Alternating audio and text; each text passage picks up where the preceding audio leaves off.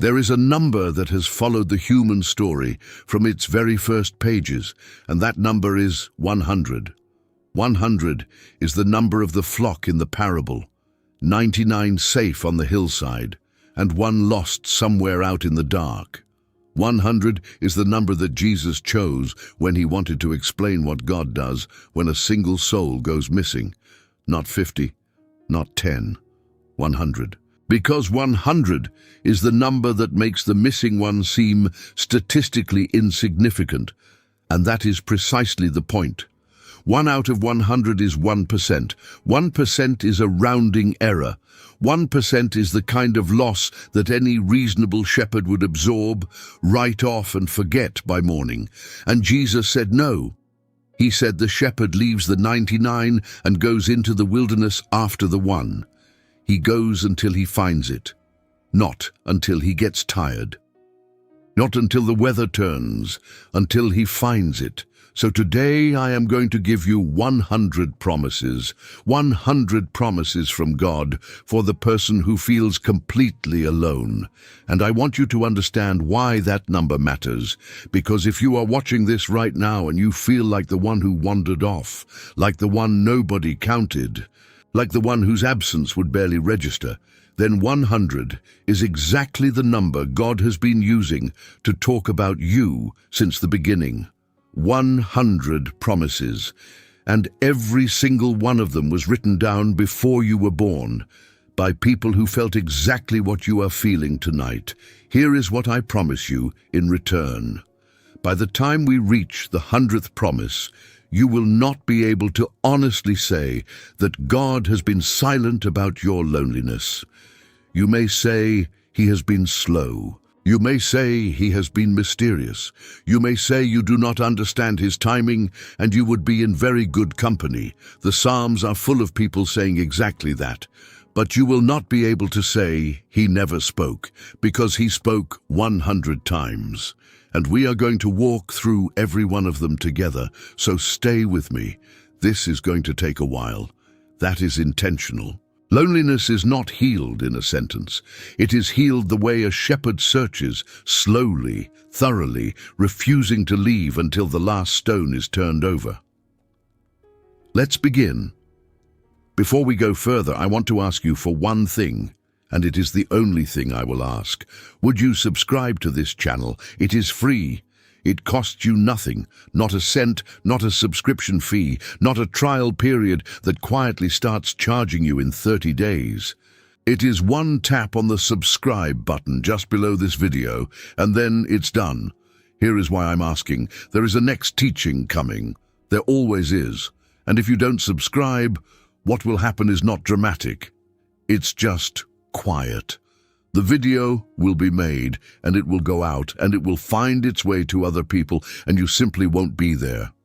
Not because you decided against it, but because the current of the internet carried you somewhere else, and you never saw it. That's how most things we love slip away from us, not with a decision, with a drift. So subscribing is really just a way of saying, I want a place to come back to.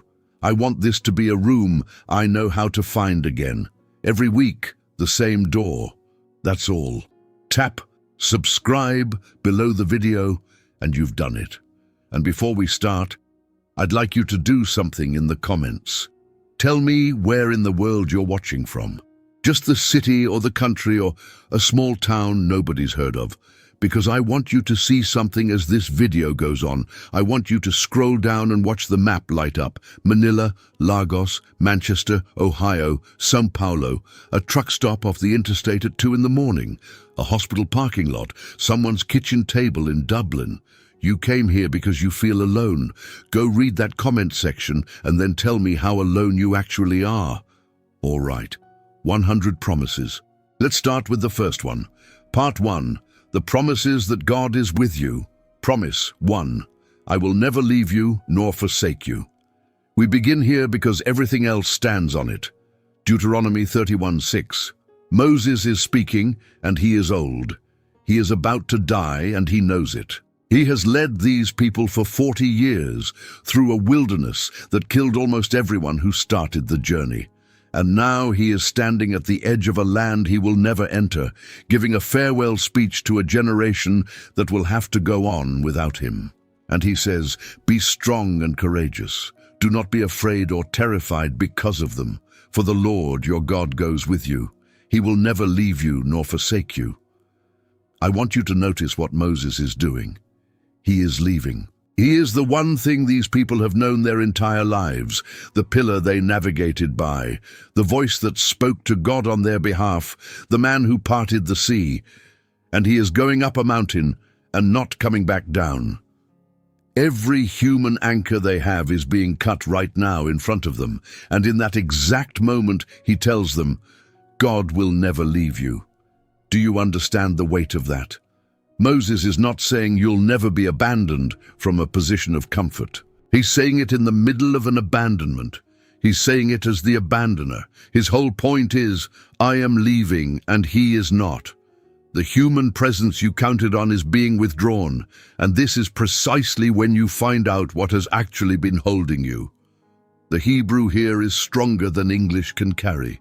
The phrase behind "never leave you" carries the sense of loosening a grip, letting a rope go slack. And it's framed as an absolute, not he probably won't, not he'll try not to, but a total foreclosure of the possibility. God will not slacken his hold on you. The rope does not go loose. And then the second verb, forsake. That word means to abandon someone in a place where they cannot survive alone. It's the word you'd use for leaving an infant in a field, for walking away from a wounded man in a desert. It's not merely departure, it's departure with the knowledge that the person left behind will not make it. God says, that will not happen to you. Now here is what I need you to hear, because this is where most people lose it. You are going to feel forsaken. You may feel forsaken tonight. Feeling forsaken and being forsaken are two entirely different countries, and the entire Bible is written by people who lived in the first one while insisting on the truth of the second. David felt forsaken. He wrote it down. My God, why have you forsaken me? That's Psalm 22. And David wrote it with his own hand about his own life. And then Jesus on the cross quoted it. The Son of God used the words of a man who felt abandoned because they were the truest words available. But go read the end of Psalm 22. David gets there. He gets all the way through the feeling and comes out the other side saying, God has not despised or scorned the suffering of the afflicted one. He has not hidden his face from him, but has listened to his cry for help. The feeling was real. The feeling was also not the final report. So promise one is this: your loneliness is not evidence. It is weather. It is real weather. It will soak you to the skin. It will make you cold. It is not imaginary, and no one gets to tell you it isn't happening. But weather is not geology. Weather is not the ground under your feet. And the ground under your feet tonight is a God who has foreclosed the possibility of letting go of you. He will not slacken the rope. He will not leave you in the field. Promise 2, I am with you always, to the very end of the age. Matthew 28:20. The last sentence Jesus speaks in Matthew's entire gospel. Think about that placement. Matthew has 28 chapters. He has recorded the Sermon on the Mount, the parables, the miracles, the confrontations, the trial, the crucifixion, the resurrection. And of everything he could have chosen to end on, every possible final image, he ends on a promise about presence. And here is the detail almost everyone misses. Read the 2 verses before it.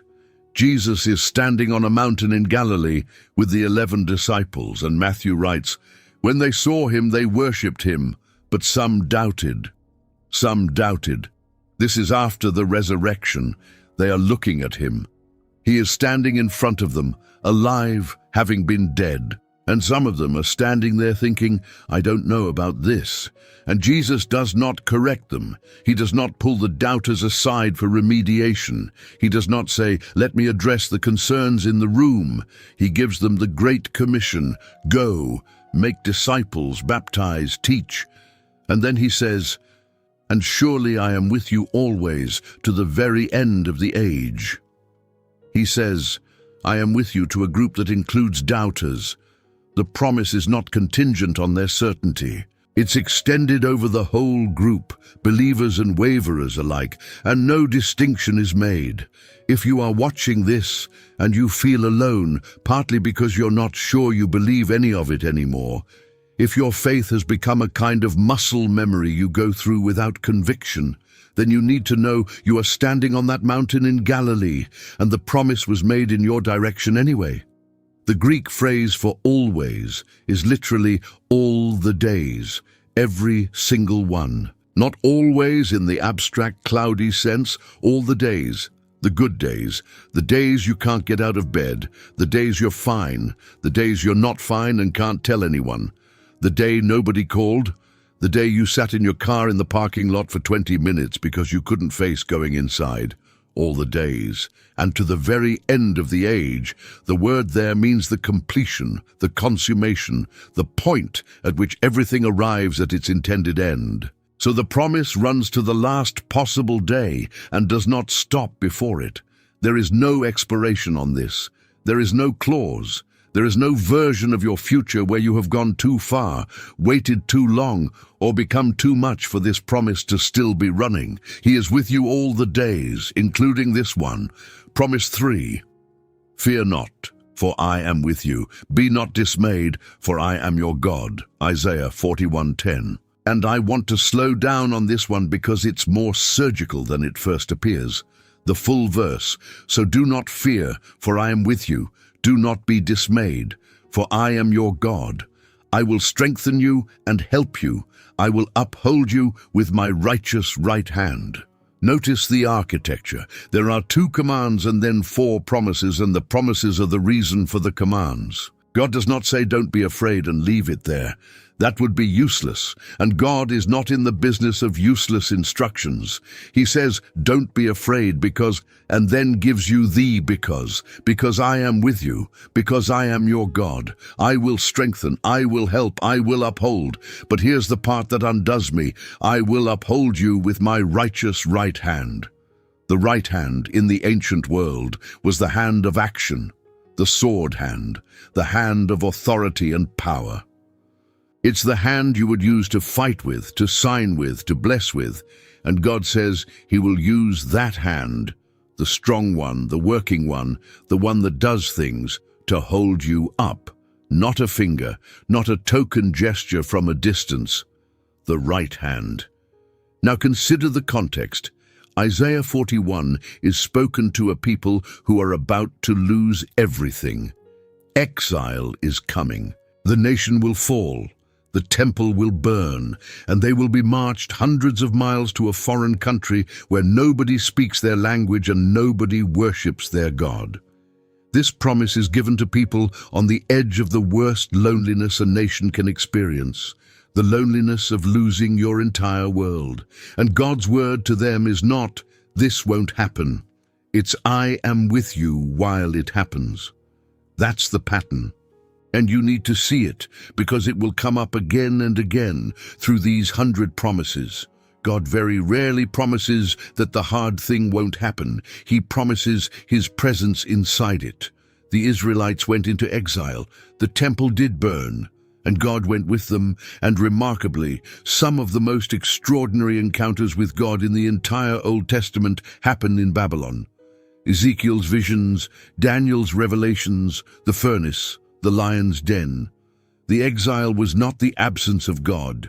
It turned out to be a place where he showed up in ways he never had in Jerusalem.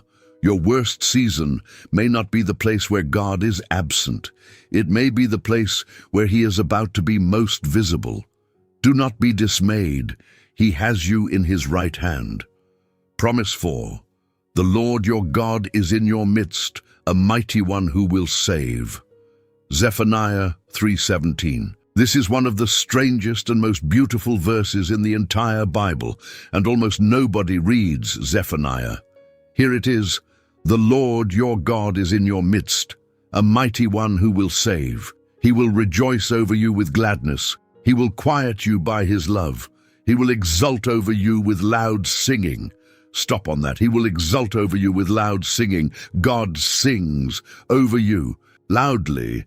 I want you to sit inside the strangeness of that image, because we have made God so abstract and so distant and so managerial that we have lost the ability to picture him doing something as intimate and unguarded as singing over a person.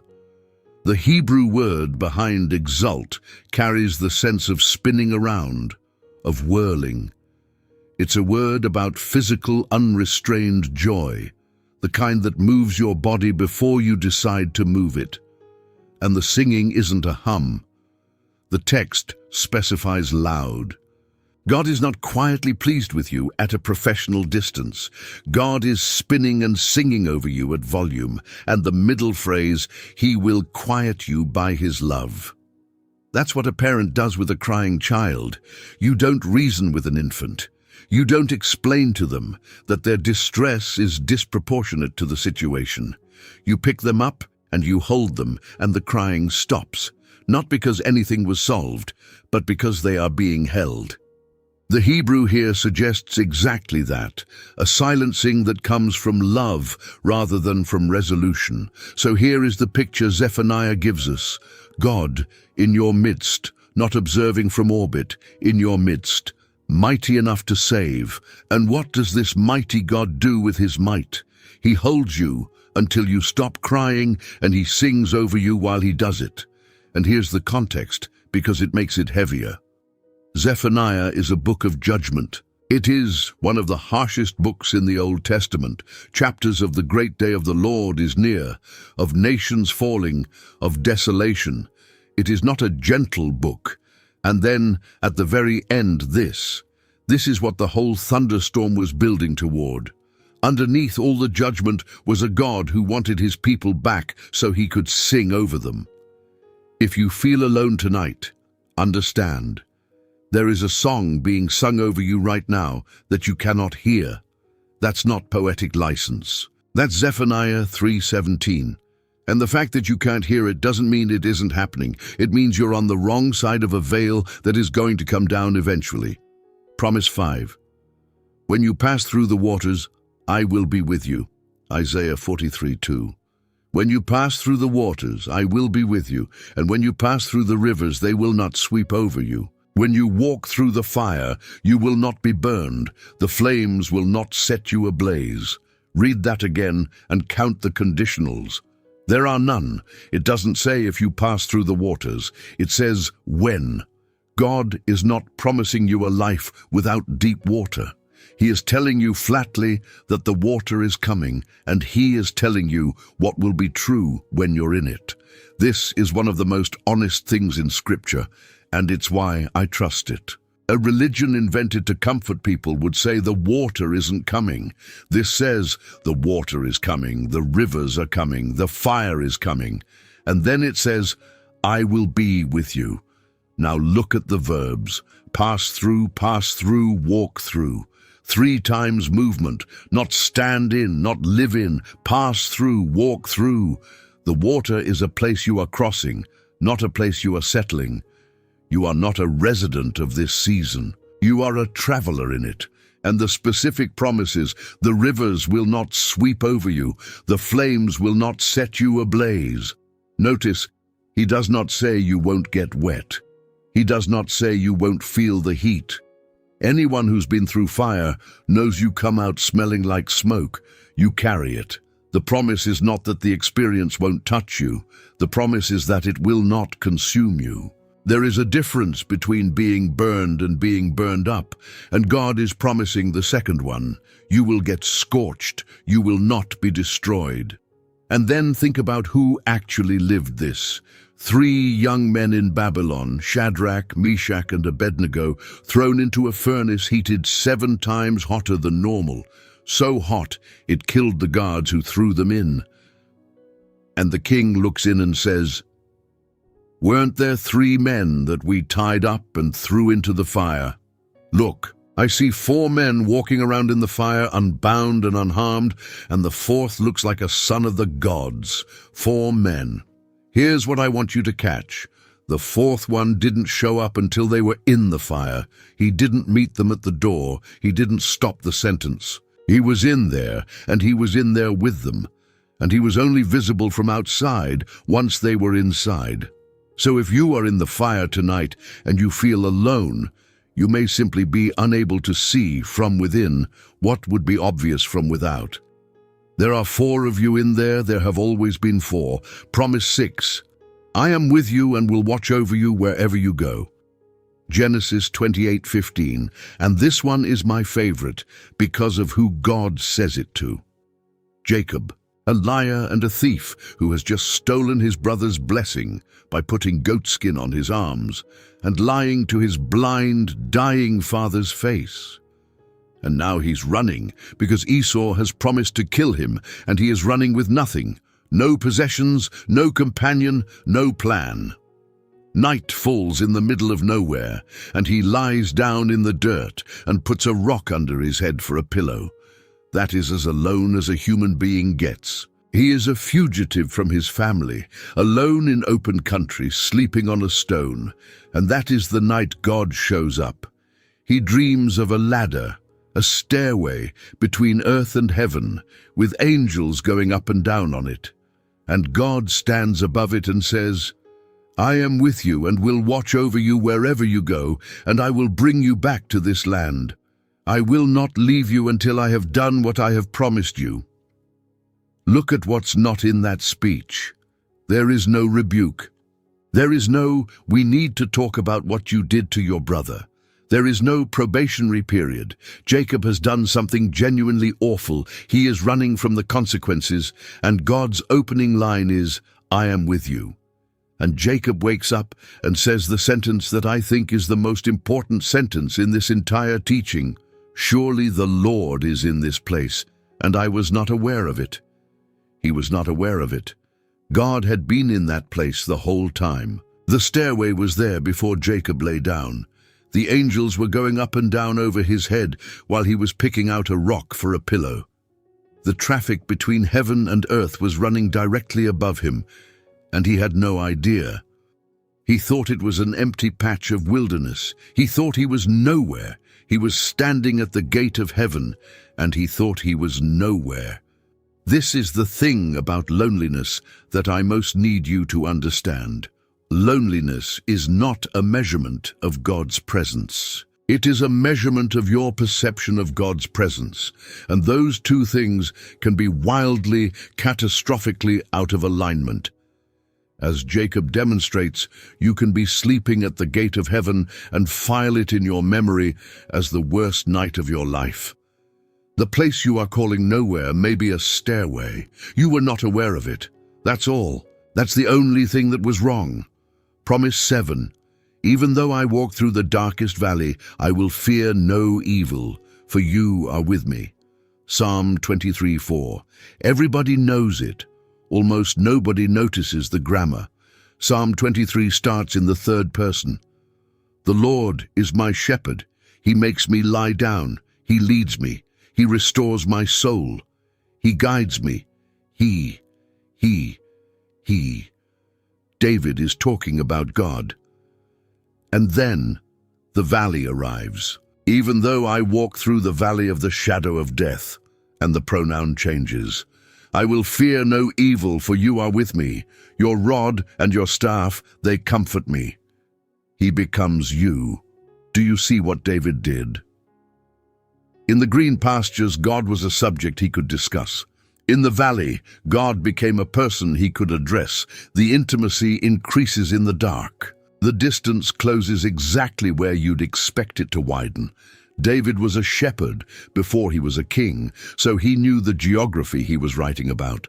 In that part of the world, moving sheep from summer pasture to winter pasture meant taking them through narrow ravines, steep walls, no way around, so deep and tight that the sun barely reached the floor. Predators used them. Flash floods used them. A sheep could not go through one alone and survive, and the shepherd's job in the ravine was not to make it shorter, it was to walk it. The rod and the staff, the club for fighting off what came at you, the crook for pulling you back when you slipped. Those tools were useless in the pasture, they only mattered in the valley. So here is what I want you to take from Psalm 23. The valley is not a detour. Read the psalm. The shepherd is the one leading. He led you into the pasture, and he is leading you through the ravine, and the ravine is on the route because it is the way to the winter pasture. There is no other road, and the phrase is through the valley, not into, not to, through. It has an exit. You have not been brought here to be left here. Your loneliness has a far wall. And you are not walking toward it alone. You are walking toward it beside someone holding a club and a crook, and he has done this walk more times than you can count. Promise 8. God sets the lonely in families. Psalm 68:6. 6 words in English that rebuild entire lives.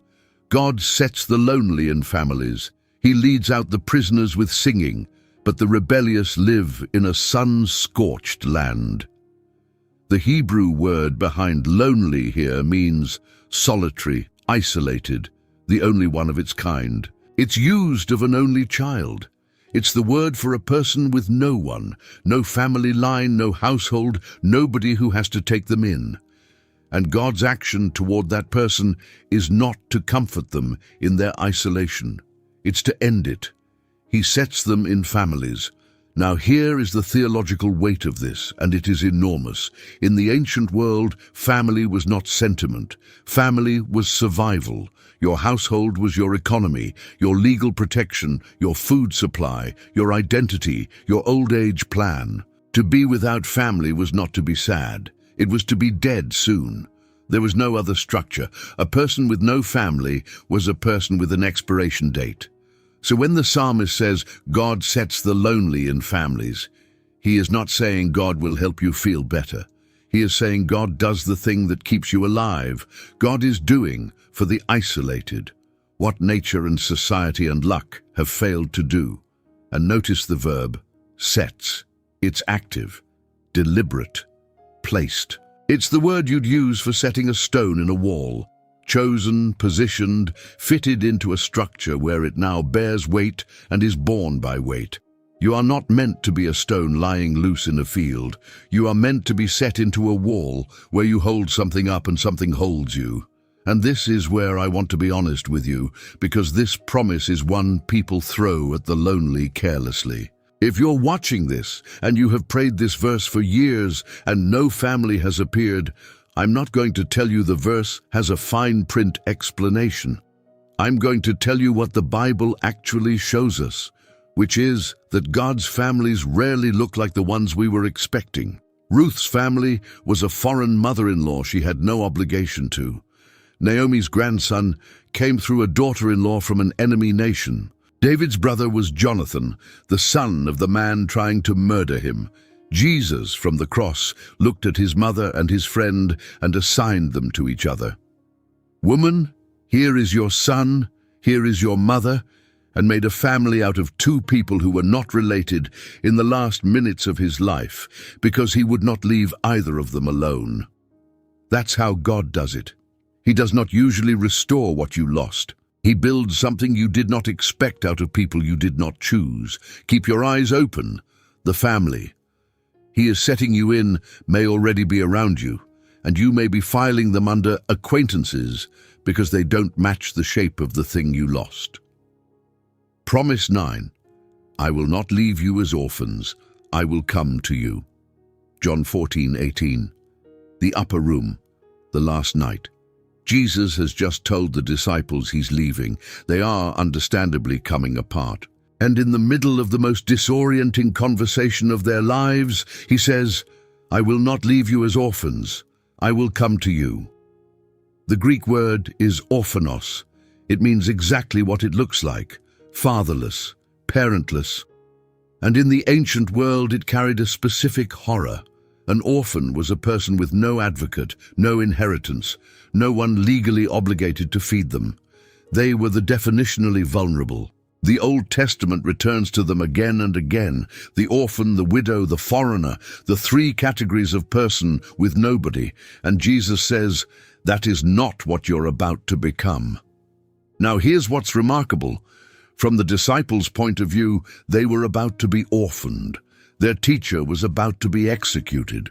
Within 24 hours, they would be scattered, hiding, terrified, leaderless. By every visible metric, they were orphans by Friday night. And he told them in advance, it will look exactly like abandonment, and it will not be abandonment, because I will come to you. And he specifies how, a few verses earlier, another advocate, the Spirit of Truth, who will not merely be with them but in them. The presence was not being withdrawn, it was being relocated. It was moving from beside them to inside them. What they experienced as loss was actually the most radical intensification of intimacy in the history of God and humanity. They thought they were losing him. He was moving in. So hear this: if you feel like an orphan tonight, if you feel like the person with no advocate, nobody obligated to you, no inheritance coming, what looks like the withdrawal of God has, in the actual biblical record, been the prelude to a deeper form of his presence more often than not.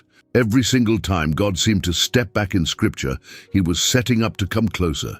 He will not leave you as an orphan. He's already inside the house. Promise. 10.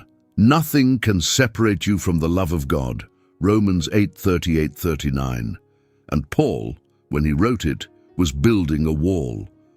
For I am convinced that neither death nor life, neither angels nor demons, neither the present nor the future, nor any powers, neither height nor depth, nor anything else in all creation, will be able to separate us from the love of God that is in Christ Jesus our Lord. Read the list slowly. Paul is not being poetic. He is being systematic. He is going through every category of reality he can name and closing the door on each one. Death, the thing everyone fears most. Life, because sometimes living is harder than dying, and Paul knew it. Angels and demons, the entire spiritual realm, both sides of it. The present, this moment, whatever it holds. The future, every moment that hasn't happened yet, including the ones you're dreading. Powers, every authority, human or otherwise. Height and depth, those were astrological terms in the ancient world, the highest and lowest points of a star's path, meaning your fate, your destiny, the stars themselves. And then, in case he missed something, nor anything else in all creation, he seals it. He goes around the entire perimeter of existence and finds no gap. And here's why Paul could write this. This is a man who was beaten with rods 3 times, whipped 5 times, stoned and left for dead, shipwrecked 3 times, spent a night and a day in the open sea, was in prison repeatedly, and eventually was executed by the empire he was writing to. He is not writing from a comfortable study. He wrote much of his correspondence in chains. When Paul says nothing can separate you from God's love, he has personally tested a startling number of the items on his own list. Now notice what is not on it. Your feelings are not on the list. Your doubt is not on the list. Your failure is not on the list. Your worst night is not on the list. You are not on the list. You cannot separate yourself from the love of God. You are part of anything else in all creation, and Paul has already closed that door too. You do not have the power to make God stop loving you. That power does not exist. It is not on the market. Nothing in the created order possesses it, and you are in the created order. The rope does not go slack. It never has. Part 2. The promises for when no one sees you. Promise. 11. You are the God who sees me. Genesis 16:13. And this may be the most important promise in this entire video for the person who feels invisible. Hagar, a slave, an Egyptian, foreign, owned, given to Abraham by Sarah to produce a child, used, and then, when the plan worked and Sarah couldn't bear it, mistreated so badly that Hagar ran into the desert, pregnant, alone, with no plan except away. She's a nobody. In the legal framework of her world, she is property. She has no rights, no voice, no standing. She's not the wife. She's not the heir's mother by any covenant. She is a body that was used and is now fleeing into a wilderness where she will probably die. And the angel of the Lord finds her by a spring in the desert. Not Abraham, not Sarah, her. And he calls her by name. Hagar, slave of Sarai, where have you come from and where are you going? He knows her name. And after the encounter, Hagar does something no one else in the entire Bible does. She gives God a name. Not a title she inherited, not something she was taught. She coins it herself out of what just happened to her. El Roi, the God who sees me, a runaway slave girl, alone in a desert, named God. And the name she chose was, You See Me. And then she says the line that should be carved into every wall, I have now seen the one who sees me. Here is what I need you to understand about the placement of this story. This is the first time in the entire Bible that the angel of the Lord appears to anyone, the first theophany of its kind in Scripture. And God did not spend it on the patriarch. He did not spend it on the covenant bearer.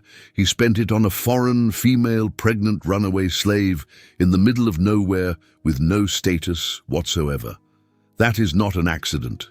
That is a statement about what God is like. If you feel unseen tonight, if you feel like the person whose absence would go unnoticed, whose life is happening in a place nobody looks, whose suffering has no witness, then understand that when God chose who to see first, He chose the person the world had rendered most invisible. He went to the desert. He went to the one nobody was looking for. The God who sees you saw Hagar first. You are not off the map. You are precisely where He looks. Promise 12. Your Father who sees what is done in secret will reward you. Matthew 6:6.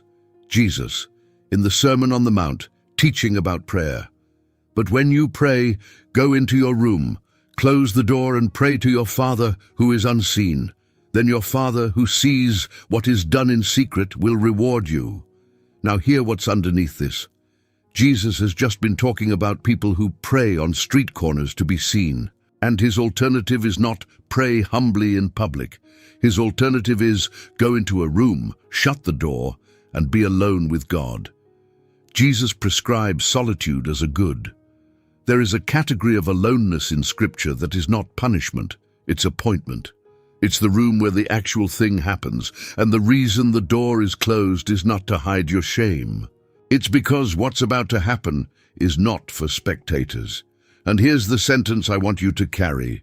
Your Father, who sees what is done in secret, everything you have done that no one noticed, He saw. Every night you got through that nobody knew was hard. Every time you did the right thing and no one thanked you. Every prayer you whispered into a dark ceiling with no evidence anyone was listening. Every act of faithfulness that had no audience. There is no such thing as unwitnessed obedience. The room with the closed door has an occupant you didn't count. And notice, this doesn't just mean your suffering is seen, it means your faithfulness is seen. You may feel like your life is going unrecorded. It's being recorded in the only ledger that will still exist in 1,000 years. The world has a very poor accounting system. It only counts what it can see. God's runs on a different principle entirely. It specializes in exactly the things nobody else noticed. Promise 13. Even the very hairs of your head are all numbered. Matthew 10:30. And the context makes it far more startling than the greeting card version. Jesus is sending the disciples out and telling them bluntly what's coming. They'll be handed over to councils, flogged in synagogues, dragged before governors, betrayed by their own brothers, their own fathers, their own children. You will be hated by everyone because of me. That's the context. This is not a comfort speech. This is a warning about total social collapse, the loss of every relationship they have. And in the middle of it, he says, "Are not 2 sparrows sold for a penny? Yet not one of them will fall to the ground outside your Father's care. And even the very hairs of your head are all numbered, so don't be afraid, you are worth more than many sparrows." 2 sparrows for a penny. That was the actual market rate. Sparrows were the cheapest meat available, what you bought if you could afford nothing else. Luke's version notes you could get 5 for 2 pennies, buy in bulk, and they'd throw in a free one. The 5th sparrow was worth literally nothing. It was a rounding error in a transaction of the poorest people in the economy, and Jesus says, "Not one of them falls without your Father knowing, not one, including the free one." Then he escalates. "The hairs of your head are numbered, not counted. Anyone can count. Numbered means each one has an index.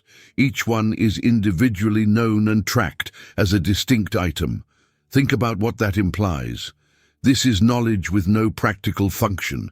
There is no reason for God to know this. It serves no purpose except one. It is the knowledge of someone who cannot stop paying attention to you.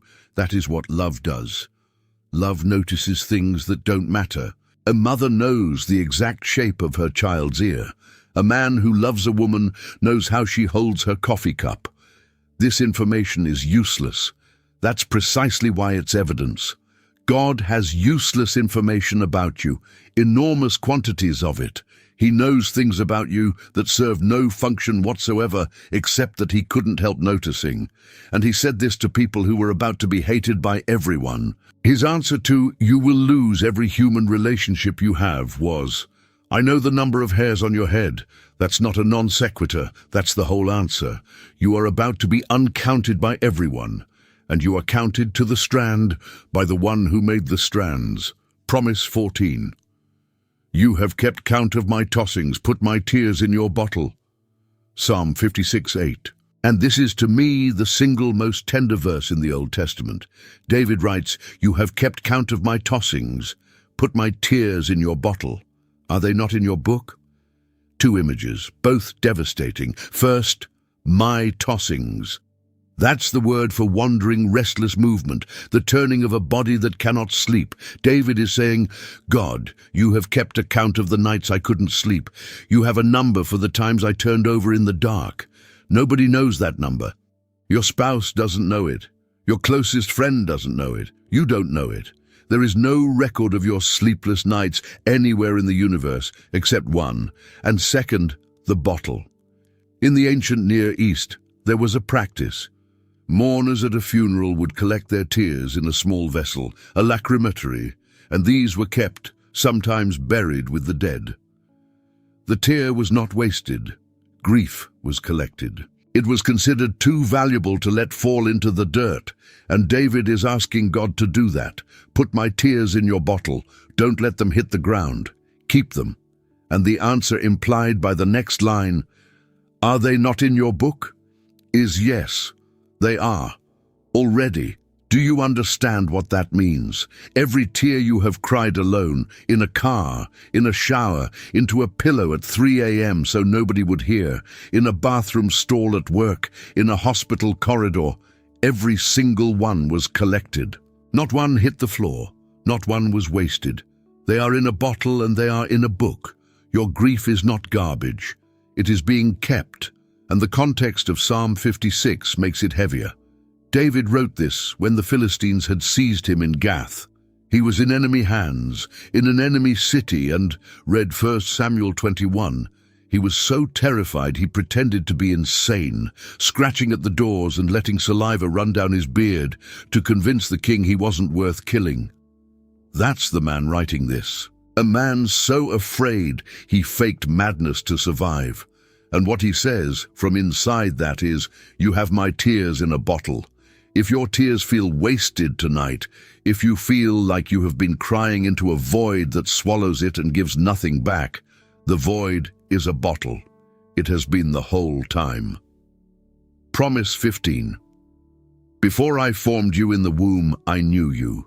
Jeremiah 1:5. Before I formed you in the womb, I knew you. Before you were born, I set you apart. Jeremiah is protesting. God has just called him, and Jeremiah's response is essentially, "You have the wrong person. I'm too young. I don't know how to speak." And God's answer goes backward, not forward into what Jeremiah will accomplish, backward, before Jeremiah existed at all. Before I formed you in the womb, I knew you. The Hebrew word for knew there is not informational. It's the word for intimate, relational, experiential knowledge. It's the word used for the deepest human knowing there is. God is not saying, "I had data on you." He's saying, "I knew you," in the fullest sense the language can carry, before there was a you to know. Sit with the sequence. Before you had a body, before you had a name, before your parents met, before there was anything about you to like or dislike, before any achievement, before any failure, before you had done a single thing right or wrong, you were known, which means every human relationship you've ever had was a latecomer. Everyone who knows you met you after. Your mother met you late. Your oldest friend met you very, very late. Everyone in your life came in partway through the story. There is exactly one relationship in your life that predates you, and it is the one you're most likely to doubt.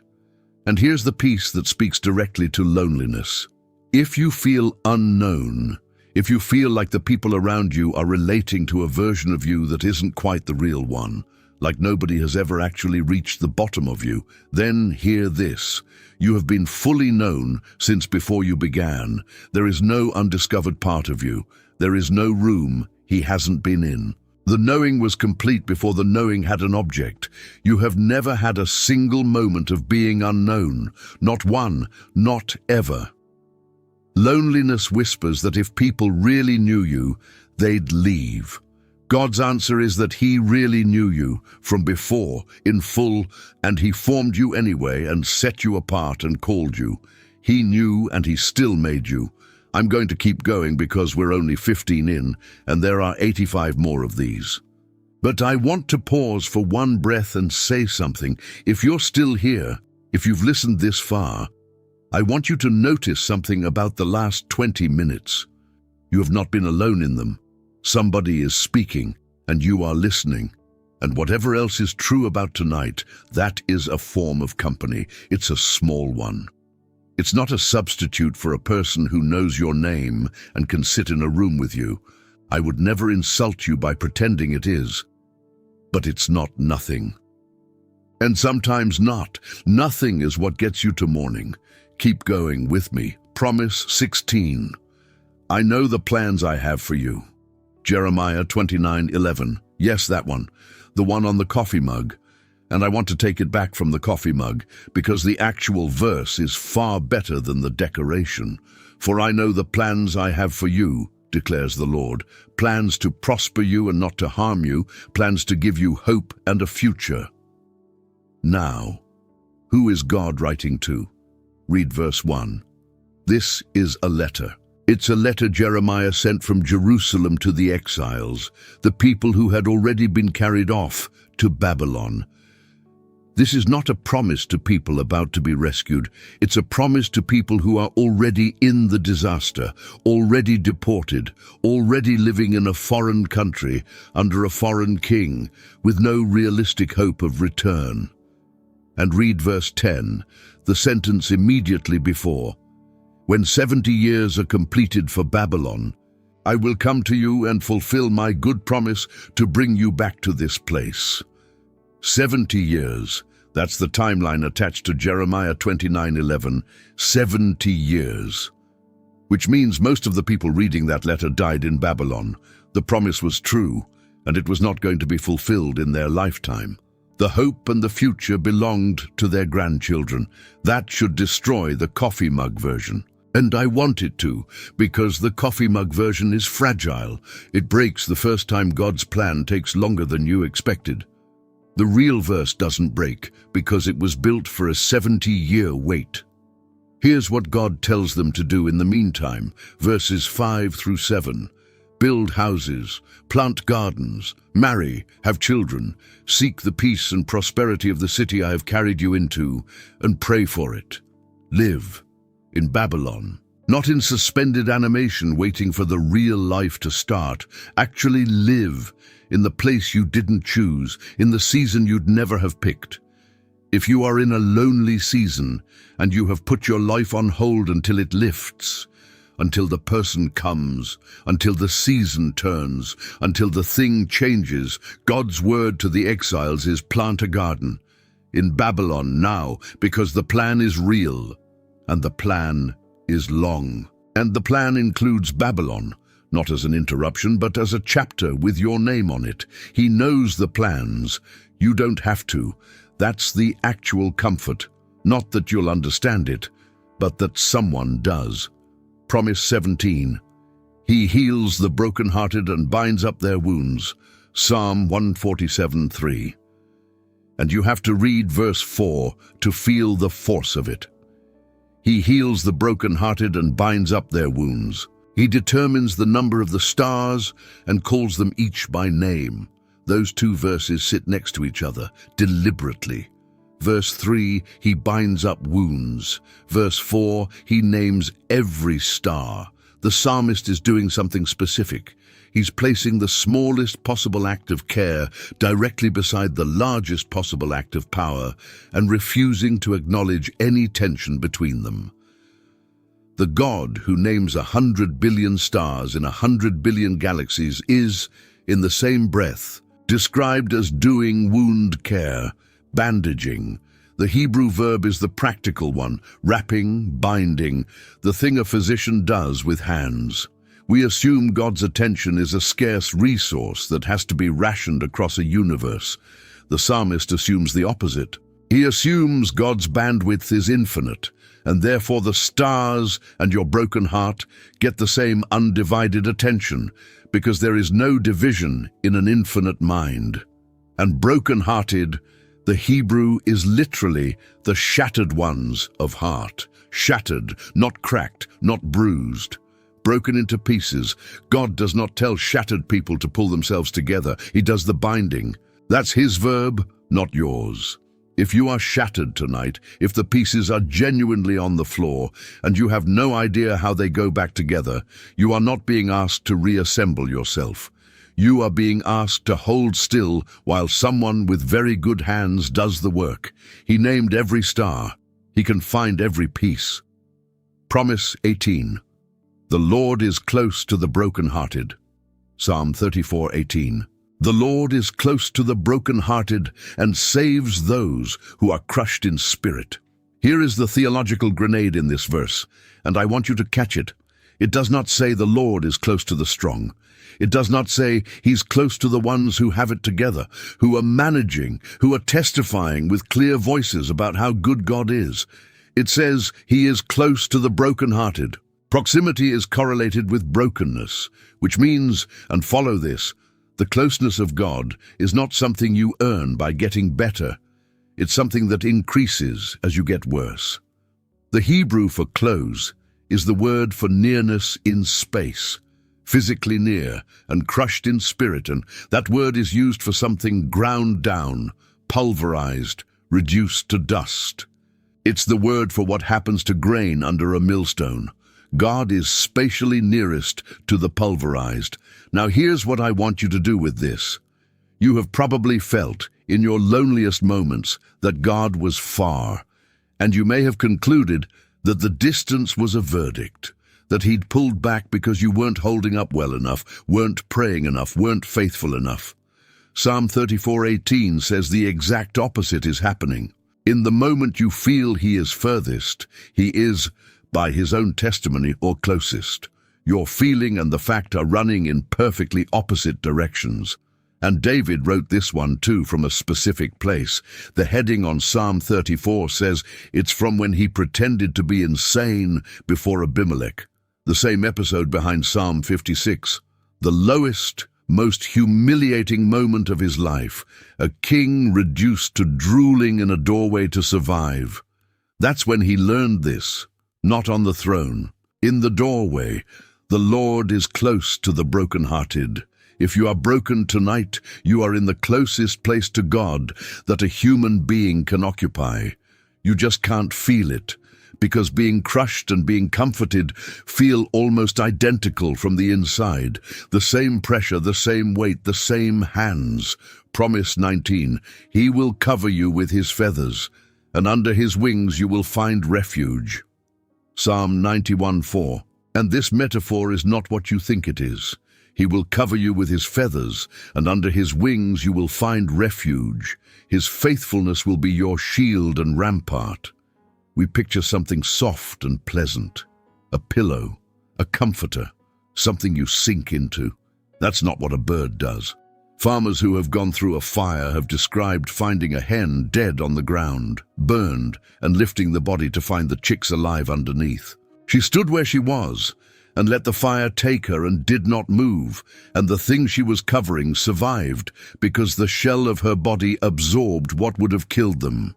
That's the wing metaphor. The wing is not a cushion. The wing is a barrier. It's the thing that takes the damage so the thing underneath doesn't. And the reason the chicks live is that something above them died in the position it was standing in. And this is Psalm 91, so read the next verse. You will not fear the terror of night, nor the arrow that flies by day, nor the pestilence that stalks in the darkness, nor the plague that destroys at midday. Terror, arrows, pestilence, plague, those are all still there. Psalm 91 does not remove them from the world. The arrow is still flying, the plague still stalks. The promise is not an empty world. The promise is a wing over you in the dangerous world. And notice, Psalm 91 is the psalm Satan quoted to Jesus in the wilderness. He used this exact psalm to suggest Jesus throw himself off the temple, and Jesus refused because the wing is not a stunt. It's not immunity you test, it's shelter you live under. If you feel exposed tonight, like you're standing in an open field with no cover, and everything that can find you will, there is a wing. The fire is real, the wing is over you, and whatever is above you has already demonstrated historically on a hill outside Jerusalem that it is willing to burn rather than move. Promise 20. Cast all your anxiety on Him because He cares for you. 1 Peter 5:7. And the word cares does more work here than any English reader realizes. Cast all your anxiety on Him because He cares for you. Cast is a violent word. It's the word used for throwing the cloaks onto the donkey at the triumphal entry, a heaving motion, a decisive fling of something off yourself and onto something else. It is not gently lay down, it's throw, and all your anxiety, all of it. Not the reasonable portion, not the part you've decided is legitimate. Peter does not ask you to triage your worries and only bring the qualifying ones, but it's the last phrase that matters most. Because He cares for you. The Greek there means because it matters to Him concerning you. The construction implies personal interest, concern. It's the word for something being your business, something you have a stake in. You are God's business. Your situation matters to Him in the way that things matter to you when they involve someone you love, not as a case file, but as a stake. And Peter, of all people, is the one who wrote this. Peter, who denied Jesus 3 times by a fire and went out and wept bitterly. Peter, who knew exactly what it was to carry a weight of shame that no one could lift off him. And Jesus found him on a beach and cooked him breakfast and asked him 3 times if he loved him, 1 for each denial, and gave him back his life. Peter knows what it is to have something cast off you by someone who cares. So he's not writing theory, he's writing testimony. Throw it on him. He can hold it, he wants it, and this is the part you'll resist. He would rather carry it than watch you carry it. Part 3. The promises for the night. Promise 21. Weeping may stay for the night, but rejoicing comes in the morning. Psalm 35. And I want to be careful here because this verse gets used as a slap. People say it to grieving people to hurry them along, as if it means, cheer up, it'll be over soon. That's not what it says. Look at the structure. Weeping may stay for the night, but rejoicing comes in the morning. The word behind stay means to lodge, to spend the night as a guest. Weeping is not a visitor who drops by, it's a guest who unpacks, who takes the spare room, who is staying. The verse fully concedes the duration. It does not minimize it. Weeping gets the whole night, and the night in that world was not 8 hours with a lamp. It was darkness you could not push back, from sundown to sunrise, with no way to hurry it. You could not skip it. You could not distract yourself out of it. You lay in it and waited. So the verse is not, your grief is brief. The verse is, your grief has a shift. It works the night, and the night ends, not because you ended it, but because mornings are structural. The sun does not rise because you earned it or asked well. It rises because that's what the system does. Rejoicing comes in the morning. The verb suggests arrival, like someone showing up. Joy comes to you. It's not something you generate. It arrives, like a person at your door, when the night has finished its shift. And this is what I want you to hold on to if it's late where you are, and this feels like the longest night of your life. You cannot make it morning.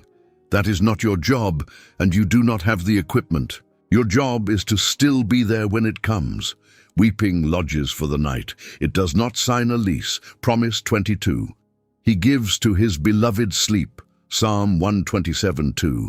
In vain you rise early and stay up late, toiling for food to eat, for he gives to his beloved sleep. If you are lonely, you probably know something about the ceiling at 3 a.m. Loneliness and insomnia are close relatives. The night is when the noise stops, and there's nothing left to distract you from the shape of the thing. Everyone else is asleep, which somehow makes it worse. The whole world unconscious, and you're the only one awake in it, like the last person left in a building. And Psalm 127 says something almost scandalous. Sleep is a gift. It's given. It's not achieved. Look at the contrast. Rising early, staying up late, toiling, that's the frantic self-sufficiency of someone who believes the whole structure depends on their vigilance. And the psalm says, that's in vain. Not wrong, exactly. In vain. It doesn't accomplish what you think it accomplishes. Because, and this is verse 1, unless the Lord builds the house, the builders labor in vain. Unless the Lord watches over the city, the guards stand watch in vain.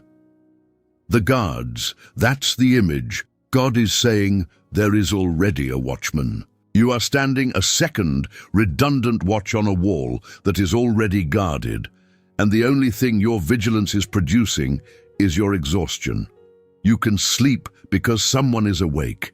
And the phrase, to his beloved, that's not a category you climb into by performance. It's what you are. The sleep is given to the beloved because they are beloved, not because they were productive enough to deserve rest. So if you cannot sleep tonight, hear this. The wall is guarded. It was guarded before you started worrying about it, and it will be guarded after you stop. You are not the thing holding your life together. You never were.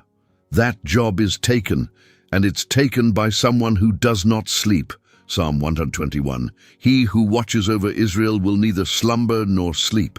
He doesn't sleep so that you can. Let go of the wall. It's not yours. Promise 23. Even the darkness is not dark to you. Psalm 139:12. And this is the verse that dismantles hiding. If I say, surely the darkness will hide me and the light become night around me, even the darkness will not be dark to you. The night will shine like the day, for darkness is as light to you. David is testing something.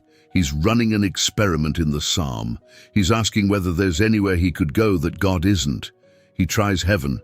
He tries the depths. He tries the wings of the dawn, the far side of the sea. And then he tries the last option available to a desperate person, darkness. If I can't outrun him, maybe I can hide. And the answer is, darkness doesn't work on God. God has no night vision because God has no night. The concept doesn't apply to him. Now, that's terrifying if you're hiding something, but that's not the primary use of this verse, and it's not why David wrote it. Read where the psalm goes. It ends with, "Search me, God, and know my heart." David isn't fleeing at the end. He's inviting, because here's the thing about being unable to hide from God. It cuts both ways. If you are in a dark place tonight, not a sinful dark, just a dark, the kind where you can't see the walls and don't know how big the room is, then the fact that darkness doesn't function on God means he is not having any difficulty finding you. You are not in a place he has to search. You are not obscured.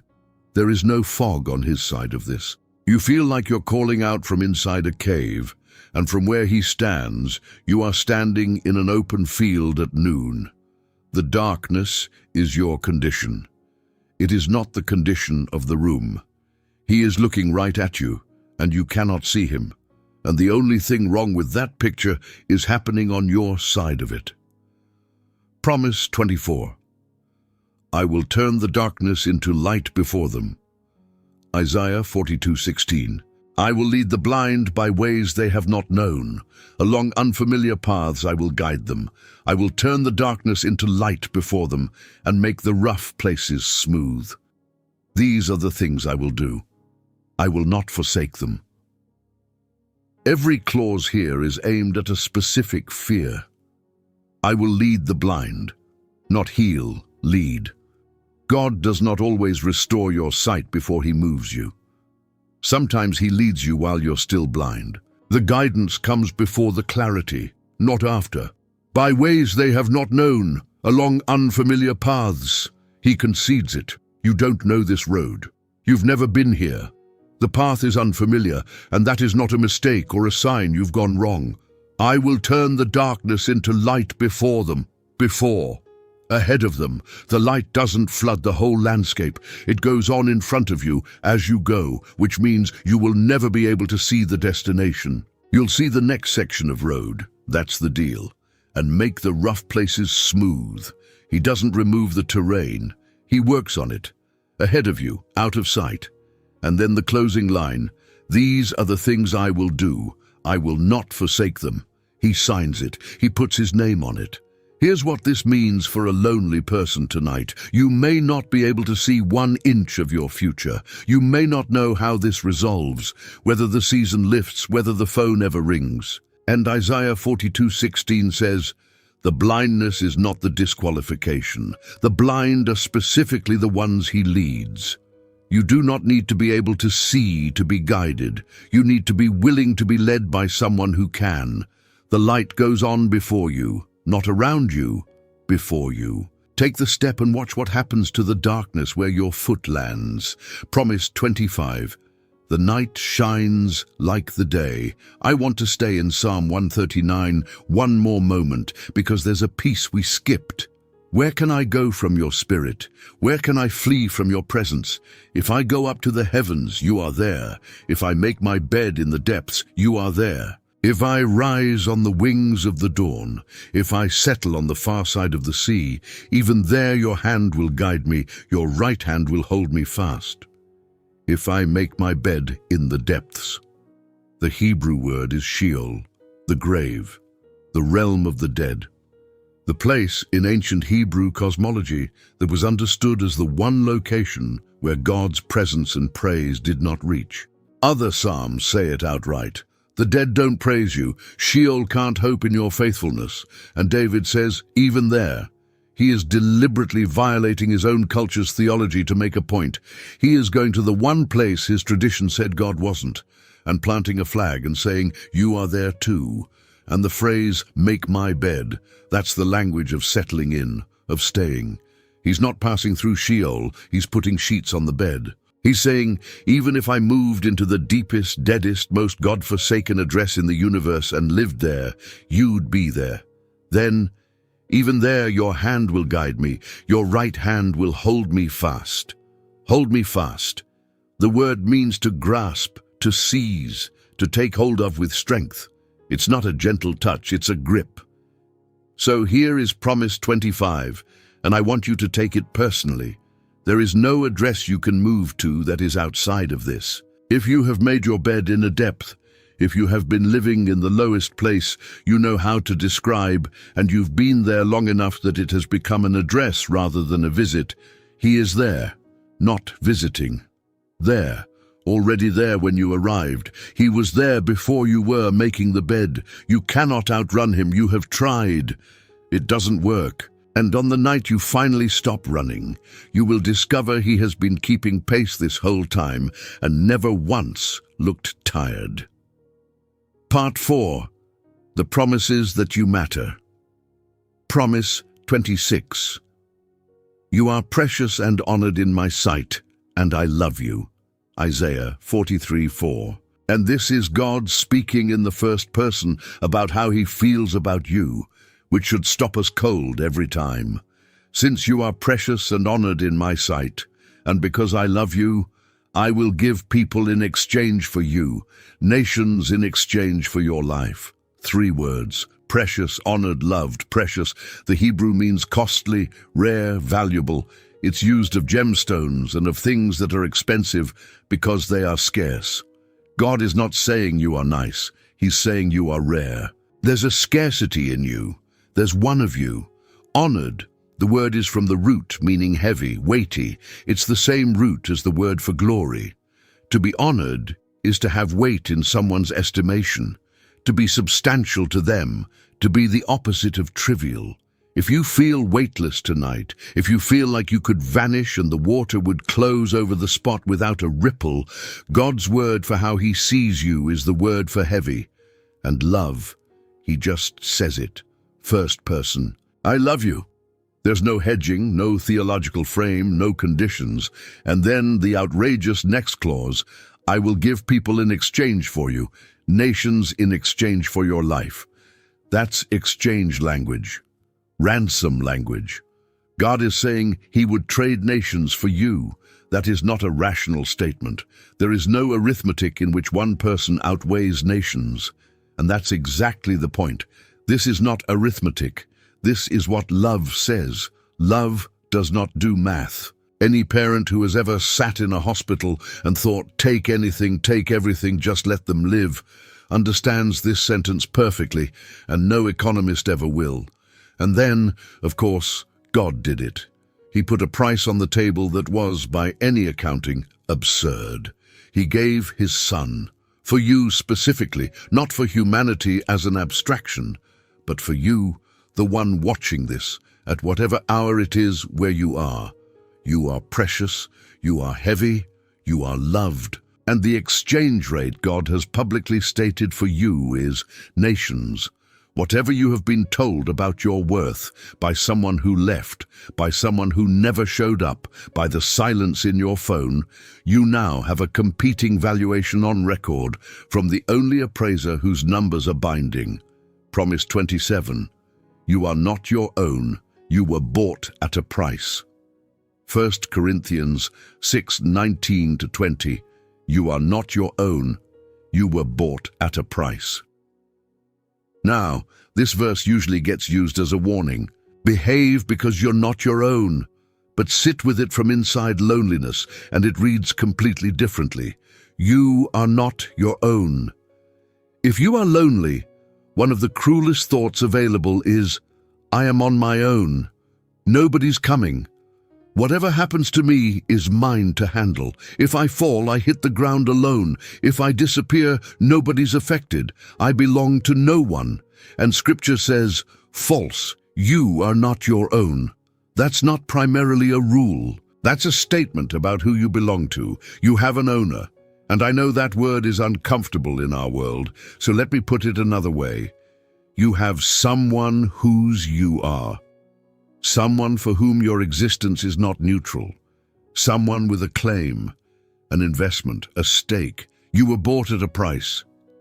Purchased. That word was the language of the slave market. Buying someone out. And the whole point of the transaction is that the buyer wanted the thing enough to pay. What God paid, he paid publicly, on a hill, in daylight, in front of witnesses. That's the price. That's what you cost. So when the thought comes, nobody would care, the answer is not a feeling, it's a receipt. The transaction is on record. Somebody already paid, and he paid an amount that should tell you exactly how badly he wanted you. You are not on your own. You are not unclaimed. You are the most expensive thing in the room. Promise 28. I have called you by name. You are mine. Isaiah 43:1. Do not fear, for I have redeemed you. I have summoned you by name. You are mine. I have called you by name, not by category, not by number, not by your role or your usefulness or your demographic, by name. There is a particular loneliness in being addressed generically, being sir or ma'am, being the customer, the patient, the applicant, the case number, going whole days where no one uses your name, where you are talked at as a function rather than to as a person, and God's opening move on you is your name. Think of the moments in Scripture where he uses one. Hagar, Abraham, Abraham, Moses, Moses, Samuel, Samuel, Saul, Saul. And after the resurrection in the garden, a woman is standing outside a tomb crying, and she thinks he's the gardener, and he says one word, Mary, and she knows instantly. He didn't explain. He didn't prove it. He said her name, and the whole thing collapsed into recognition. That's what your name in his mouth does. And then, you are mine. 2 words, no qualifiers, not you could be mine, not you're mine if. Present tense, declarative, done. Everyone else in your life has a conditional relationship with you, whether they'd admit it or not. Friendships fade with distance. Love can be withdrawn. People move. People change. People die. Every human bond you have is contingent on something. You are mine is not contingent on anything. It's a statement of fact about a completed transaction. If nobody has said your name with love in a long time, he said it before you had one, and he's still saying it. Promise 29. See, I have engraved you on the palms of my hands. Isaiah 49:16. And the context is a devastating accusation. Verse 14. But Zion said, the Lord has forsaken me. The Lord has forgotten me. That's the complaint. Not a question, an accusation. Forsaken, forgotten. God, you left. And worse than that, you didn't even notice you left. And God's response, verse 15. Can a mother forget the baby at her breast and have no compassion on the child she has borne? Though she may forget, I will not forget you. He goes to the most reliable bond in human experience, a nursing mother and her infant. A bond that is chemical, biological, involuntary, a bond that wakes a woman from dead sleep at the smallest sound. And he says, even that can fail. He's honest about it. Some mothers do forget. Some children are abandoned by the one person biology built to be unable to, and then, I will not. He rates his own reliability above the most reliable thing you can name, and he does it while acknowledging that thing sometimes fails. Then verse 16, see, I have engraved you on the palms of my hands, engraved, not written, not held, cut in. The word means to hew, to carve, to cut into a hard surface. It is the word for what you do to stone. You are cut into his hands, and you know where this goes. You know what is actually, historically, permanently carved into the palms of Christ's hands, 2 holes. And when he came back from the dead, he kept them.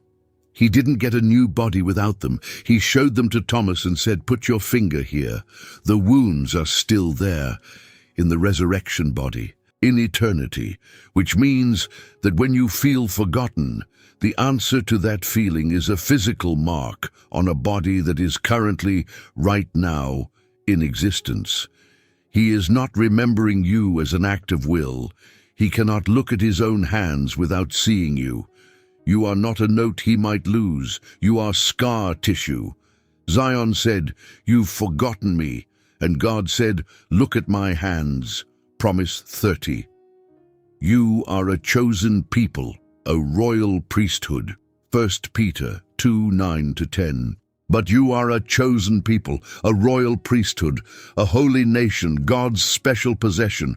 Once you were not a people, but now you are the people of God. Once you had not received mercy, but now you have received mercy. Look at that last part. Once you were not a people, but now you are the people of God.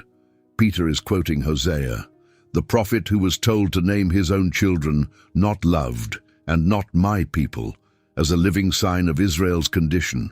Those were actual children walking around with those names, and Hosea prophesied that God would reverse it.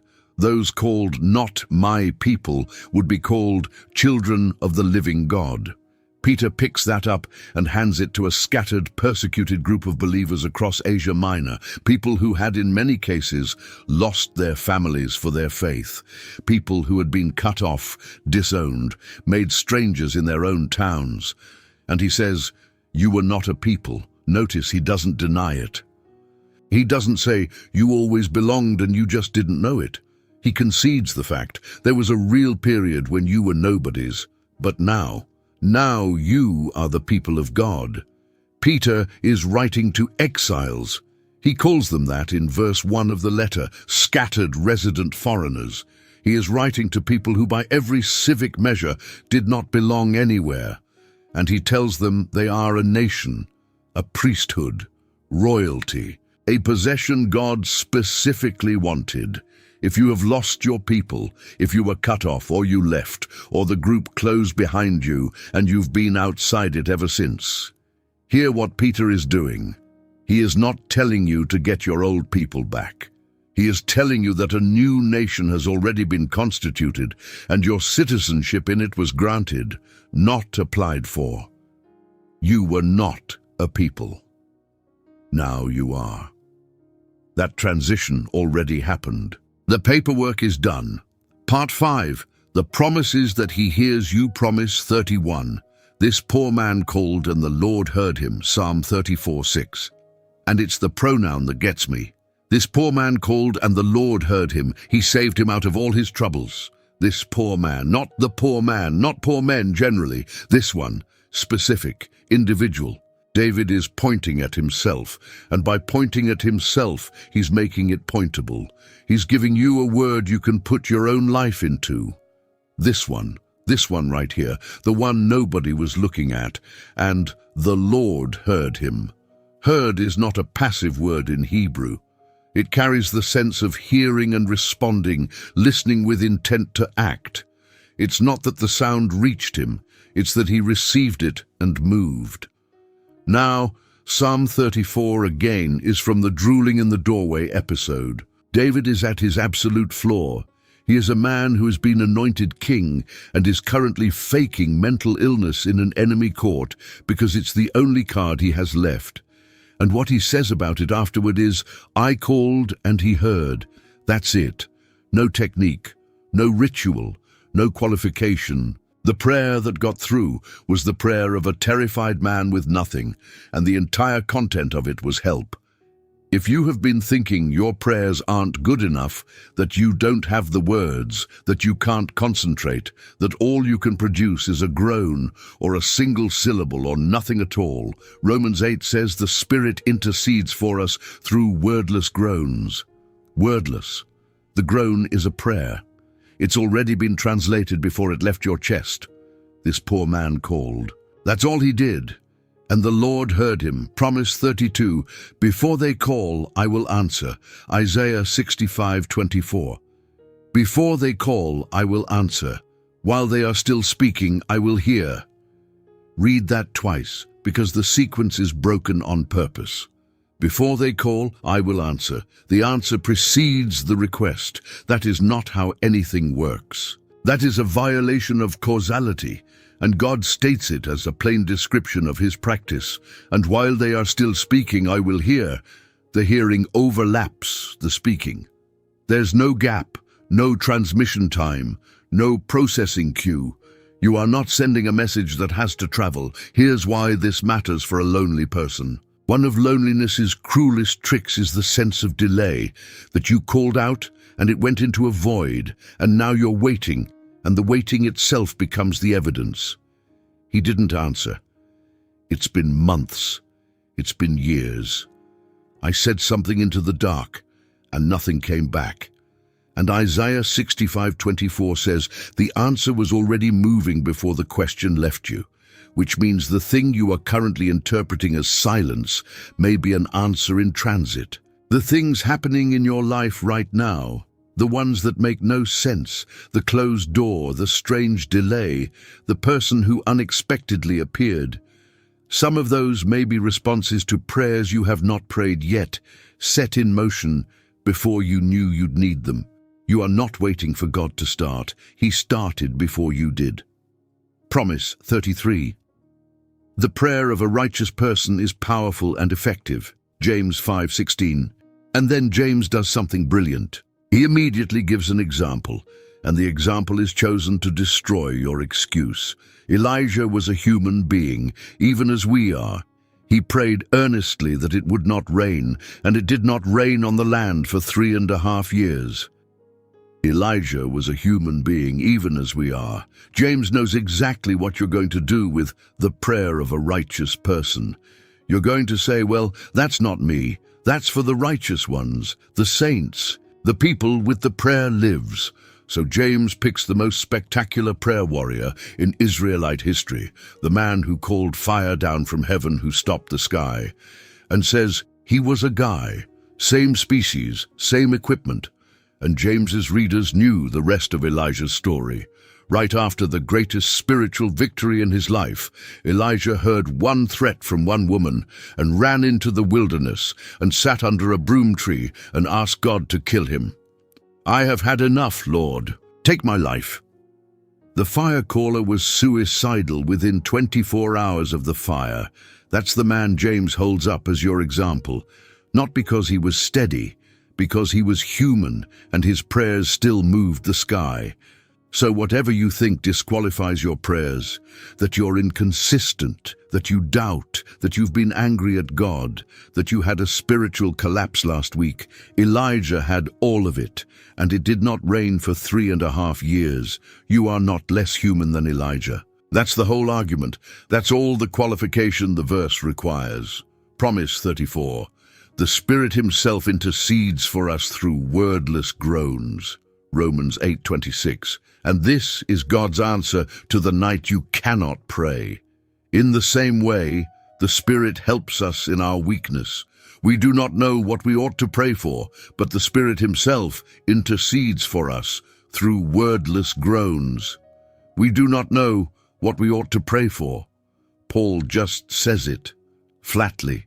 He doesn't treat it as a failure state. He treats it as the normal human condition. We don't know, not sometimes, as a baseline. And the arrangement God has made for that is not to teach you better prayers. It's to have someone pray inside you. The word for intercedes carries the sense of stepping in on behalf of someone. And wordless groans. The Greek is a sound without articulation. Not a prayer with poor grammar, a sound with no words at all. A groan, the noise a body makes under weight. And Paul says that's intercession, that's the Spirit in you praying. And the groan you thought was your failure to pray was actually the sound of the prayer. Then verse 27. And he who searches our hearts knows the mind of the Spirit, because the Spirit intercedes for God's people in accordance with the will of God. Look at the loop. The Spirit prays in you. The Father searches your heart and reads what the Spirit is saying there. God is talking to God through your chest about your life, and you are the room it's happening in. So if you have been lying awake, unable to form a sentence toward heaven, if all you have is a weight and a sound and no words, you have not failed to pray.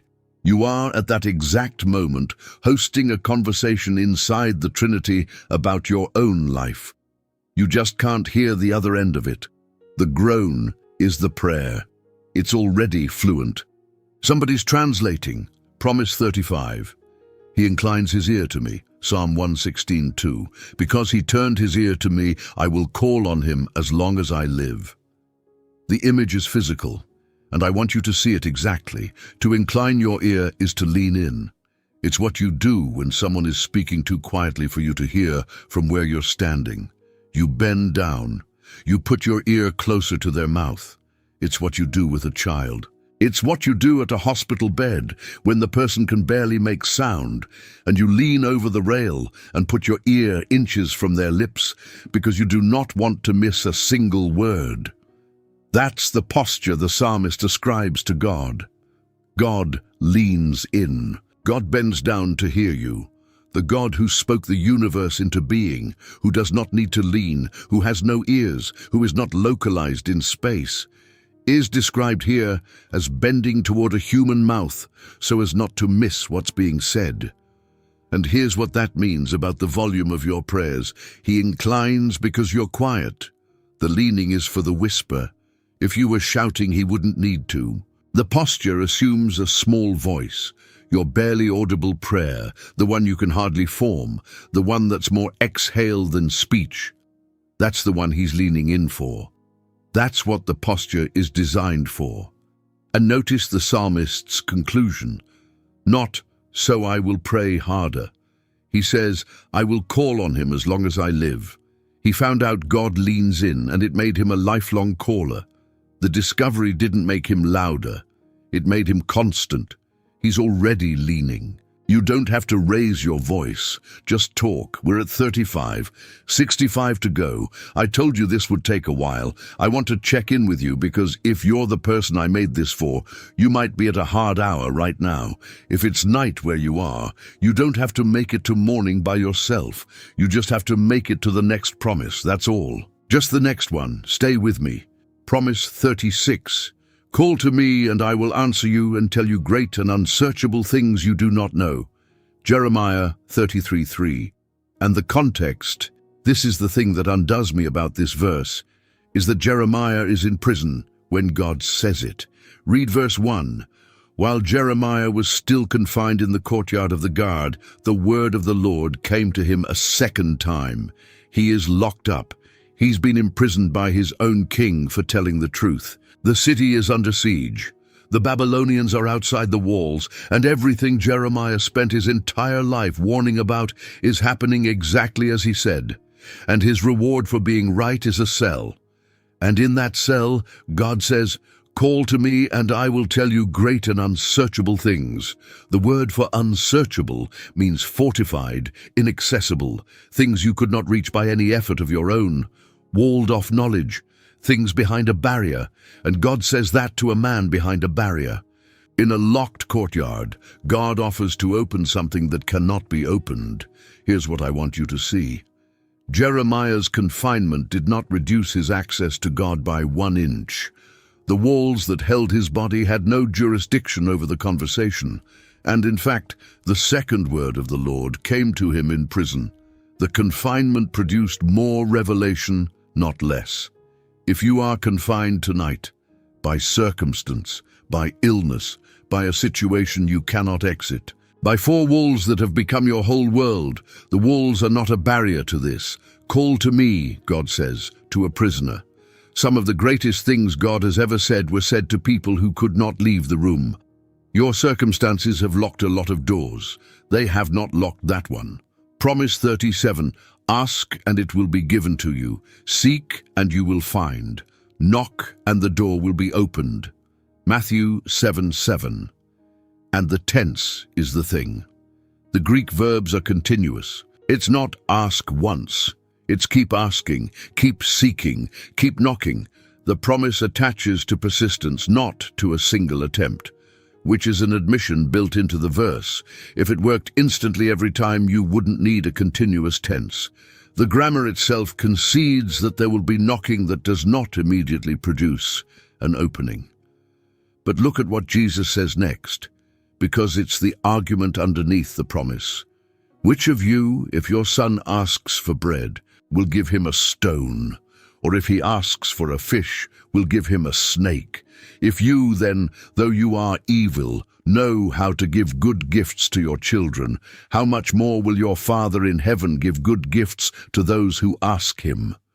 Though you are evil. Jesus just calls his audience evil, in passing, as a premise, and then argues from it. Even you, flawed, selfish, compromised as you are, wouldn't hand your hungry kid a rock. You don't have to be a good person to not do that. Your bad nature still isn't bad enough to feed your child stones. How much more then, the Father? That's the argument. It's not God is nice. It's your capacity for cruelty has a flaw, and God's capacity for goodness has no ceiling, and the distance between those two facts is where your prayers live. So keep knocking. Not because God is reluctant and needs to be worn down. That's a different parable and a different point. Keep knocking because the door is answered by someone who could not hand you a stone. Whatever comes through that door will be bread. It may not be the bread you pictured. It will not be a stone. Promise 38. The Lord will fight for you. You need only to be still. Exodus 14:14. And you have to picture the scene to feel it. Israel is on the shore of the Red Sea, water in front, Egypt's chariots behind, the most advanced military technology of the ancient world closing fast. There is no third direction. They are in a box, and everyone can see it. And the people turn on Moses, and their line is one of the most human lines in Scripture. Was it because there were no graves in Egypt that you brought us to the desert to die? That's panic. That's sarcasm born of terror. That's people who genuinely believe they have hours to live. And Moses says, "The Lord will fight for you. You need only to be still. Be still." With chariots coming, the Hebrew is stronger than be still. It carries the sense of stop, cease, let go, drop it. It's the same root as in be still and know that I am God. It doesn't mean stand there peacefully. It means stop doing, cease your activity, take your hands off. That is the single hardest instruction in the Bible. Because being still is not passive. Being still with an army behind you is the most violent act of will available to a human being. Every cell in your body wants to run, to fight, to do something. And stillness means overriding all of it and standing in place while the thing you fear gets closer. And here's the pattern for the lonely. When you're alone, you do things. You fill the space. You scroll. You text people you shouldn't. You go back to what hurt you. You take the call. You say yes to the thing you don't want because it's better than the silence. Loneliness makes us frantic, and frantic people make decisions they spend years undoing. And God says, be still. The sea is going to open, not because you found the trick, because I'm going to open it. You do not have to solve your loneliness tonight. You are not required to fix this. There is a sea in front of you and an army behind you, and the instruction is, stop. The fighting is not your assignment. Standing is your assignment. Stand still. Watch what the water does. Promise 39. Be still and know that I am God. Psalm 46:10. And the context is chaos. Read the psalm from the top. God is our refuge and strength, an ever-present help in trouble. Therefore we will not fear, though the earth give way and the mountains fall into the heart of the sea, though its waters roar and foam and the mountains quake with their surging. The earth giving way, mountains falling into the sea, waters roaring. This is apocalyptic imagery. The psalmist is describing the total collapse of the physical world, the undoing of creation itself. And then, be still and know that I am God. Not in a garden, not in a quiet room, in the middle of the mountains falling into the sea. The Hebrew, rapha, means to let go, to slacken, to drop your hands. Some translate it, cease striving. One rendering that has always stayed with me, let your hands fall. Let your hands fall and know that I am God. Because that's the connection the verse makes, and it's not obvious. The knowing depends on the letting go. You cannot know He is God while your hands are still full of the situation. As long as you're holding it, you're the one holding it, and you will experience your life as a thing you are responsible for keeping in the air. Put it down, and you'll find out who's actually been holding it. And the second half of verse 10, which people skip, I will be exalted among the nations, I will be exalted in the earth. That's the reason for stillness. It's not therapeutic, it's not self-care, it's acknowledgement. Be still, because He is God, because the outcome does not in fact depend on your grip. If you are white-knuckling your life tonight, if you have been holding something together by sheer force of will for so long you can't remember what your hands feel like, open. The instruction is, let them fall. The mountains can go into the sea. He is still God. And you were never the one keeping the mountains up. Promise 40. My grace is sufficient for you, for my power is made perfect in weakness. 2 Corinthians 12:9. And this is the promise for the prayer God said no to.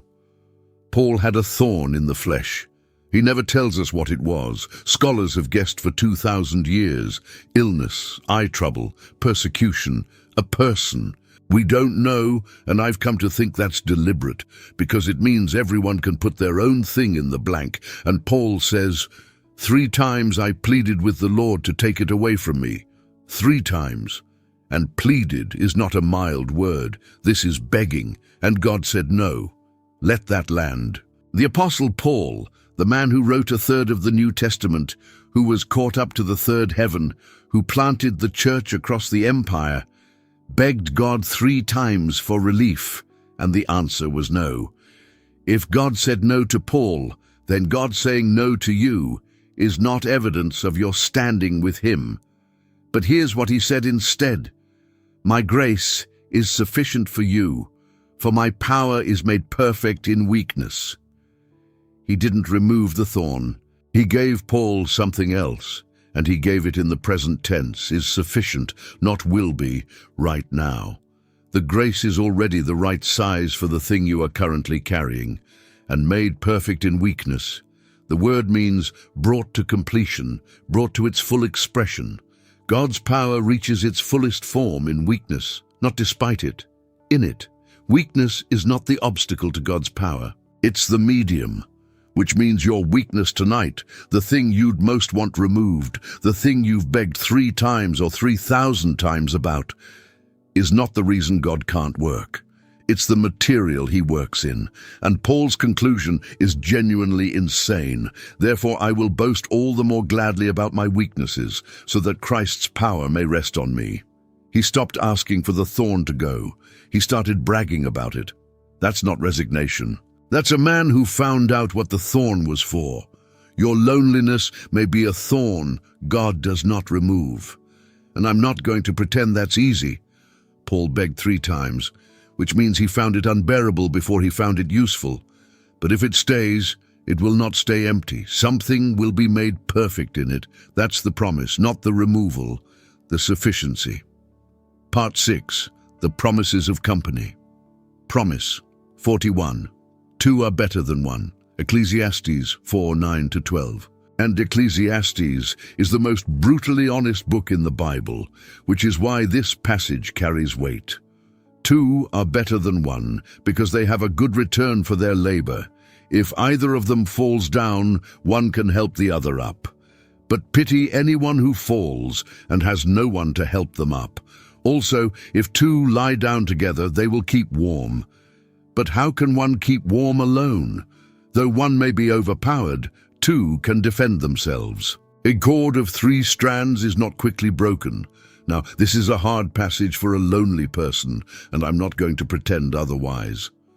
Pity anyone who falls and has no one to help them up is not a comfort. It's a diagnosis, and it might be your diagnosis, and Scripture states it without softening. But look at what the preacher is doing. He is validating you. He is saying, being alone is genuinely worse. It is objectively harder. You are not weak for finding it hard. It is hard. It is measurably harder, and God's own book says so in plain language. Two people falling have a recovery mechanism. One person falling has a problem. That's not a character flaw, that's physics. So the first gift of this passage is that it refuses to spiritualize your situation. It doesn't tell you that you should be fine alone because you have God. It says, no, you need people, and the lack of them is a real deficit, and anyone who tells you otherwise is not reading this book. And then, a cord of 3 strands is not quickly broken. 3, not 2. He's been talking about 2 the whole passage, and then suddenly there's a 3rd strand. The preacher doesn't explain it, but the jump is deliberate. 2 is better than 1, but the unbreakable configuration has a 3rd strand in it. And Christians have always read that 3rd strand as the one who is with you, whether or not the 2nd strand ever arrives. So here is what I want you to do with this. Do not let anyone tell you your loneliness is a spiritual failure. Ecclesiastes says it's a real hardship, but also do not conclude that you are a single strand. You have never been a single strand. Right now, tonight at minimum, you are 2. And the arithmetic of the chord says that 2 strands are already strong. And keep your eyes open for the 3rd. It usually shows up in a way you didn't predict. Promise 42. Where 2 or 3 gather in my name, there am I with them. Matthew 18:20. We usually read this as a promise about crowds. You need a group, you need a congregation, you need a room. But Jesus said 2 or 3, 2. That's the smallest possible plural. He set the threshold at the absolute minimum a group can be, not 10, which was the number required for a synagogue quorum in Jewish practice. 2. He deliberately set it below the recognized standard, which means the church in its smallest legitimate form is 2 people and Christ. If you have 1 person, 1 friend who calls, 1 sister, 1 man at work who you can be honest with, 1 voice on a phone, that is a church. That's not a consolation prize version of church. That's the threshold Jesus himself named. And the context matters. Matthew 18 is about reconciliation, about what to do when someone sins against you, about going to them, about the process of restoring a relationship. This verse sits in the middle of a passage about repairing broken connection. That's the subject. So Jesus is saying when relationship is being repaired, when 2 people are doing the hard work of coming back together, I'm in the room. If you are estranged from someone tonight, if there is a person you've lost to a fight or a silence or a slow drift, and you're considering reaching out, Matthew 18:20 says the moment 2 of you gather to repair it, he's there. He shows up specifically for that, 2 or 3. That's all he asked for. You may be closer to a full church than you think, Promise 43. Carry each other's burdens, Galatians 6:2. Carry each other's burdens, and in this way you will fulfill the law of Christ. Now this is a command, not obviously a promise. But hear it as a promise, because there's one hidden inside it. If you are commanded to carry other people's burdens, then other people are commanded to carry yours. The command implies a system. It's not a one-directional obligation where you serve and nobody serves you. It's mutual by construction, each other's. Which means there are people in the world under orders to help you. And here's the thing, lonely people almost always get wrong. When you're isolated, the instinct is to wait to be found, to wait for someone to notice, to reach out, to check in. And the not being checked on becomes the proof that nobody cares. But Galatians 6:2 doesn't say wait for your burden to be carried. It says carry someone else's. There's an odd mechanism here that anyone who's tried it can confirm. The fastest route out of the pit is often to lower a rope to someone else in it. Not because your problem gets solved, it doesn't. But because the burden-carrying system only works if someone starts, and the person who starts stops being alone the moment they do. And notice the phrase, the law of Christ. Paul says burden-carrying is the law of Christ. Not a nice extra, the law, the whole of it, compressed. This is what Jesus did. He carried what we couldn't. And when you carry someone's weight, you are doing the single most Christ-like thing available to a human being. You feel like you have nothing to give. You have a shoulder. Somebody within a mile of you is under something they can't lift, and they feel exactly as invisible as you do. Go find them. That's the way out. It's counterintuitive and it's real, and it has worked for 2,000 years. Promise 44. A friend loves at all times. Proverbs 17:17. A friend loves at all times, and a brother is born for a time of adversity. At all times. That's the whole promise, and it's a very high bar. Not at convenient times. Not when it's mutual. Not when you're doing well and pleasant to be around. At all times, which necessarily includes the times when you are not lovable, not fun, not returning texts, not okay. Most of what we call friendship does not meet this standard, and that's why loneliness happens even in a crowded life. You can have 40 people in your contacts and no one who loves at all times. You can have a full calendar and be starving, and a brother is born for a time of adversity. The sense is that adversity is what brotherhood is for. It's the purpose, not the exception. Adversity is the condition that reveals what a brother is. Here's why this is a promise and not just a description. Because you have one. Hebrews 2:11 says, Jesus is not ashamed to call them brothers and sisters. Not ashamed. That phrasing implies there'd be grounds. He knows exactly what he'd be associating himself with, and he's still using the word brother out loud.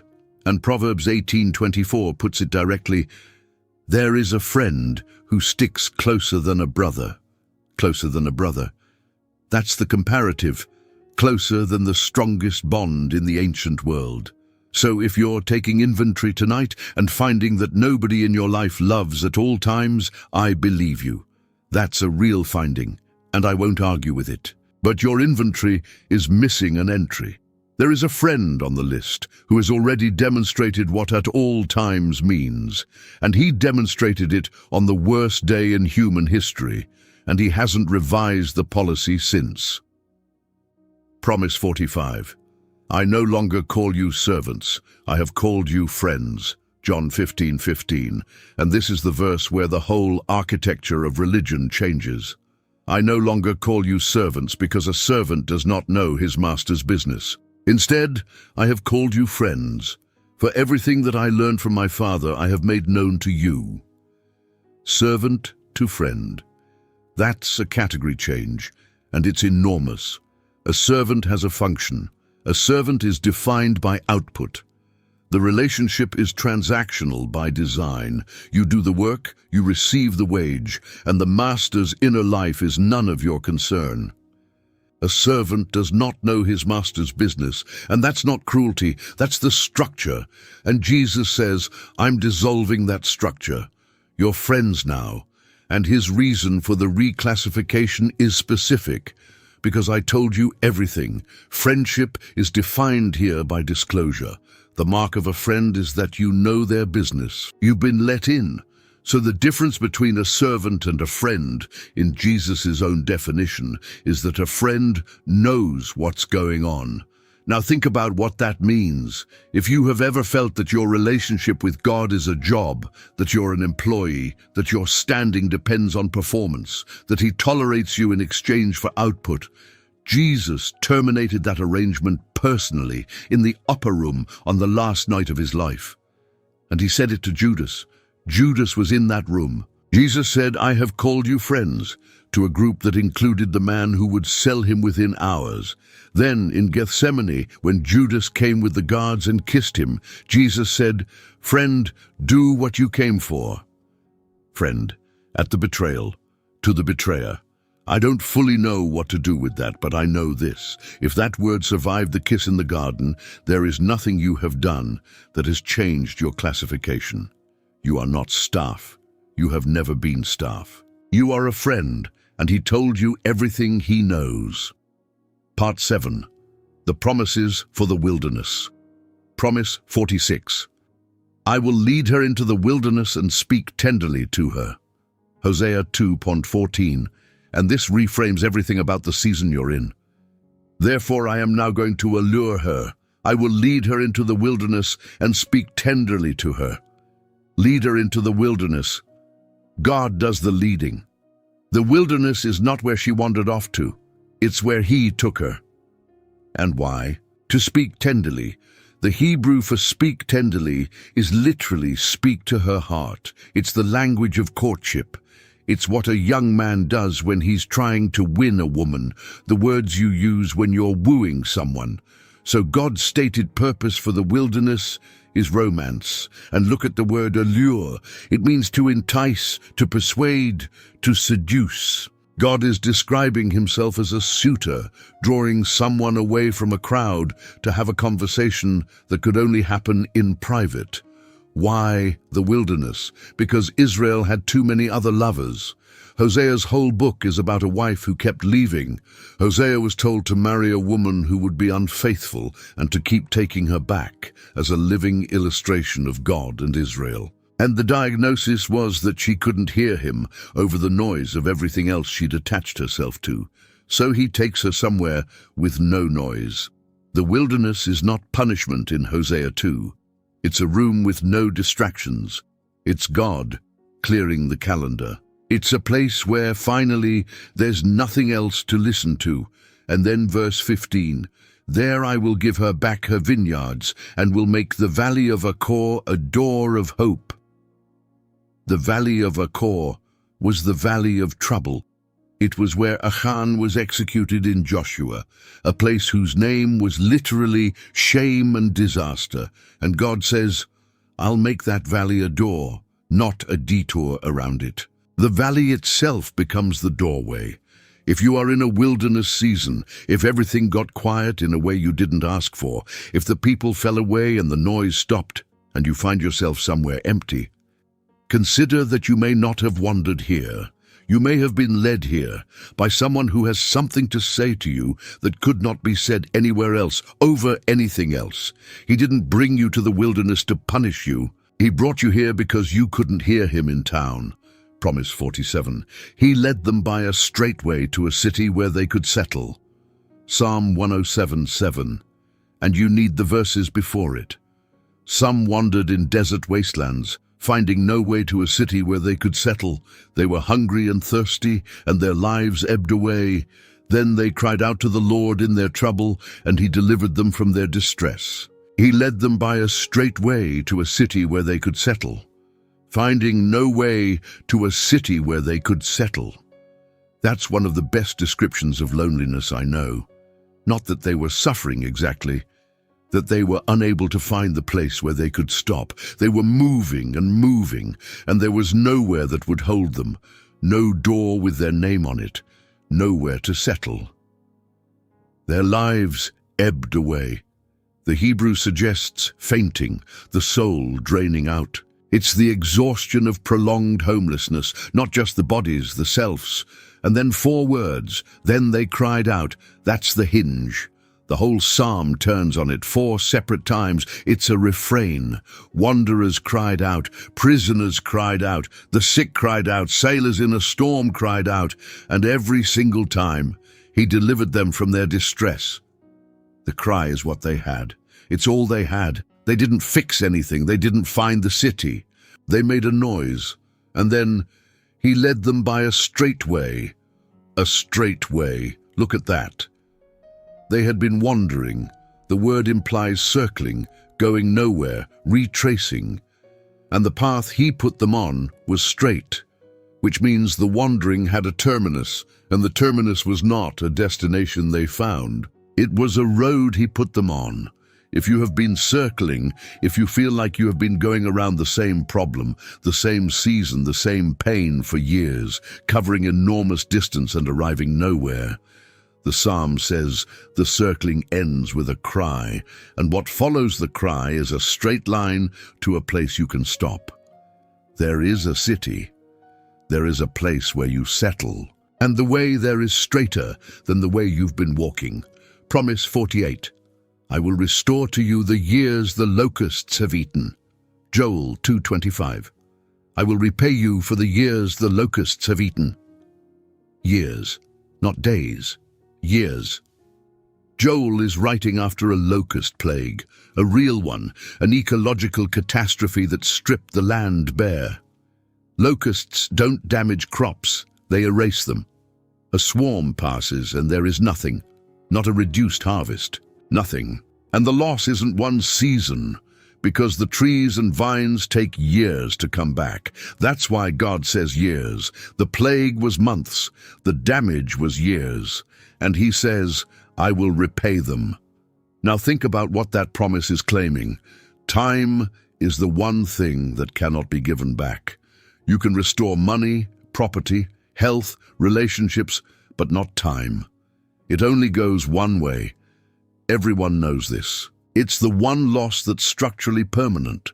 And God says, I'll repay the years. I don't fully understand how that works, and I'm not going to pretend I do. But I notice that the God making the claim is not subject to the constraint. The one who made time is not standing inside it wondering how to reverse it. And look at how it happens in Scripture. Joseph lost 13 years to a pit and a prison and a false accusation. And when he named his sons, he named the first one, God has made me forget all my trouble. And the second, God has made me fruitful in the land of my suffering. In the land of his suffering, not after he left it. The fruitfulness happened in the place that cost him everything. And then his brothers show up, and he tells them, you meant it for evil, God meant it for good. The 13 years weren't erased. They were repurposed. They turned out to be the mechanism. If you have lost years, if you're looking back at a decade you can't account for, at a marriage that took your 30s, at an illness that took your youth, at a loneliness that has eaten seasons of your life you will never get back, hear the specific wording. He didn't say the locusts didn't come. He said he'd repay the years they ate. Something is being restored, and the accounting is being done by someone who is not bound by the calendar you're trapped in. Promise 49. He knows the way that I take. When he has tested me, I will come forth as gold. Job 23:10. And you have to know where Job is when he says it. Job has lost everything. 10 children in one day. His wealth, his health. His wife tells him to curse God and die. His friends have arrived and spent chapters explaining that this is his own fault. And Job is in the middle of the most agonized speech in the book. Read verse 8 and 9, right before this. But if I go to the east, he is not there. If I go to the west, I do not find him. When he is at work in the north, I do not see him. When he turns to the south, I catch no glimpse of him. That is a man who cannot find God. He has checked every direction, east, west, north, south, all four. He's systematically searching the entire compass, and God is not in any of it. And then, immediately after, verse 10, but he knows the way that I take. Do you see what he just did? He said, I can't find him, and he knows exactly where I am. That's the whole thing. That's the entire teaching of this video in one verse. Job's inability to locate God has no bearing on God's ability to locate Job. The search is one-directional, and only one of the two parties is having any difficulty. Job doesn't say, he'll show up. He doesn't say, I feel him. He says, he knows the way I take. My route is known. Whatever this is, I'm not lost. I'm just unable to see the one who is watching me walk. When he has tested me, I will come forth as gold. Gold is refined by heat. The ore goes in the fire, and what comes out is the pure metal, and the refiner knows it's done when he can see his own face in the surface. Job doesn't know why. He never gets an explanation. Read the whole book. God shows up in chapter 38 and answers essentially nothing. Job gets God, not answers.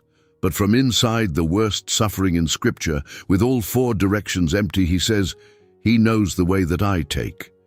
If you can't find God tonight, you are in the company of Job. And Job was right about everything that mattered. You're not lost, you're just in the dark, and those are different. Promise 50. Those who sow with tears will reap with songs of joy. Psalm 126, 5-6. Halfway, 50 promises down. Those who sow with tears will reap with songs of joy. Those who go out weeping, carrying seed to sow, will return with songs of joy, carrying sheaves with them. The image is agricultural and specific. Sowing is not the happy part of farming. Sowing is when you take grain, food, actual edible food you could eat today, and you bury it in dirt. In a famine year, that's an agonizing act. Your family is hungry, and you're taking food and throwing it in the ground on the theory that months from now, something will come up. Sowing is loss that you perform on purpose because you believe in a harvest. And the psalmist says, some people sow with tears. They're weeping while they do it. They're burying food they need right now while hungry and crying because the act itself feels like madness. And the promise, they will reap with songs of joy. Notice the arithmetic. You bury one seed, you harvest a sheaf, a whole bundle. What comes back is not what went in. It's not repayment, it's multiplication. And notice, will return with songs of joy, carrying sheaves. Return. They go out and they come back. Same person, same field, different load. They walked out with a bag of seed and tears on their face, and they walk back with an armful of harvest. Here's what I want you to hear. Your tears right now may not be waste. They may be sowing. I know that's hard. I know it can sound like a cheap way to make suffering sound productive, and I don't mean it cheaply. Some tears are just tears. But the psalm insists that in God's economy, grief carried faithfully into the ground has an agricultural function. It is not evaporating, it's in the dirt, doing something. You are not wasting this season. You are sowing in it, and you're doing it crying. And that's the exact person this promise was written for. 50 down. 50 to go. Stay with me. The second half is where it gets good. Part 8. The Promises of Provision. Promise 51. My God will meet all your needs according to the riches of his glory. Philippians 4:19. And Paul wrote it in prison, which changes it entirely. And my God will meet all your needs according to the riches of his glory in Christ Jesus. Now, read the verses just before. The Philippians had sent Paul a gift. He's thanking them, and in the middle of the thank you, he says something extraordinary. I have learned to be content whatever the circumstances. I know what it is to be in need, and I know what it is to have plenty. I have learned the secret of being content in any and every situation, whether well-fed or hungry, whether living in plenty or in want. I have learned. It wasn't natural, it was acquired. Paul is telling you that contentment is a skill, and he had to be taught it. And the classroom was hunger. He learned it by being hungry. He learned it by being in want.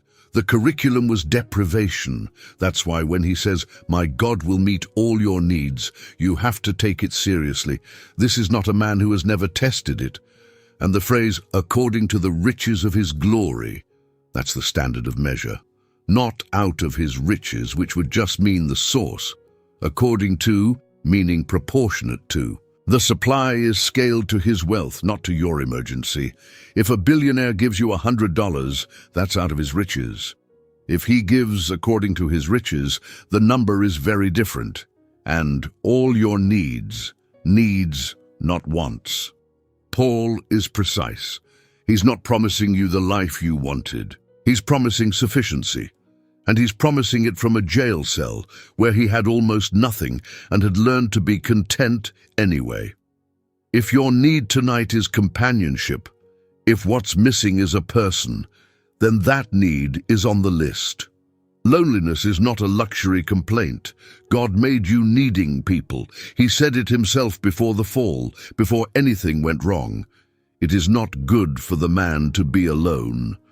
That was God's own assessment of a world with no sin in it. Your need for another human being is not weakness, it's design, and He meets needs according to the riches of His glory. Promise 52. Look at the birds of the air, they do not sow or reap. Matthew 6:26. Look at the birds of the air, they do not sow or reap or store away in barns, and yet your heavenly Father feeds them. Are you not much more valuable than they? Jesus says, look, it's an imperative. Go look at a bird. And this is not a metaphor He's asking you to consider abstractly. He's asking you to physically observe something. There's a bird outside your window right now in whatever city you're in. And it did not plan for today. It has no store. It has no strategy. And it's alive. Every bird you have ever seen is a bird that was fed. You have never in your life seen a starving bird, not because it doesn't happen, but because the overwhelming, unremarkable, boring norm is that birds eat. The system works so reliably that you've never once thought about it. There is a vast, invisible provision happening constantly at a scale you can't perceive, involving billions of creatures who have no idea it's being arranged. And Jesus says, you're worth more than they are. Then verse 27, can any one of you by worrying add a single hour to your life? That's not a rhetorical flourish, that's an audit. He's asking you to check your own records. In your entire life of worrying, and if you're lonely you have worried enormously, at 3 in the morning in loops. Has it ever once produced an hour? Has it ever produced anything? The honest answer is no, not once. It has cost you hours. It has never delivered one. And then verse 34, the closer. Therefore, do not worry about tomorrow, for tomorrow will worry about itself. Each day has enough trouble of its own. Look at that concession. Each day has enough trouble of its own. Jesus is not saying the trouble isn't real. He's saying today is already full. Don't import tomorrow's. There's no room. The day's at capacity. Your job is today, just this one. The birds are handling it. So are you, whether you can feel it or not. Promise 53. The Lord is my shepherd. I lack nothing. Psalm 23:1. Back to the shepherd, because we need the first line. The Lord is my shepherd, I lack nothing.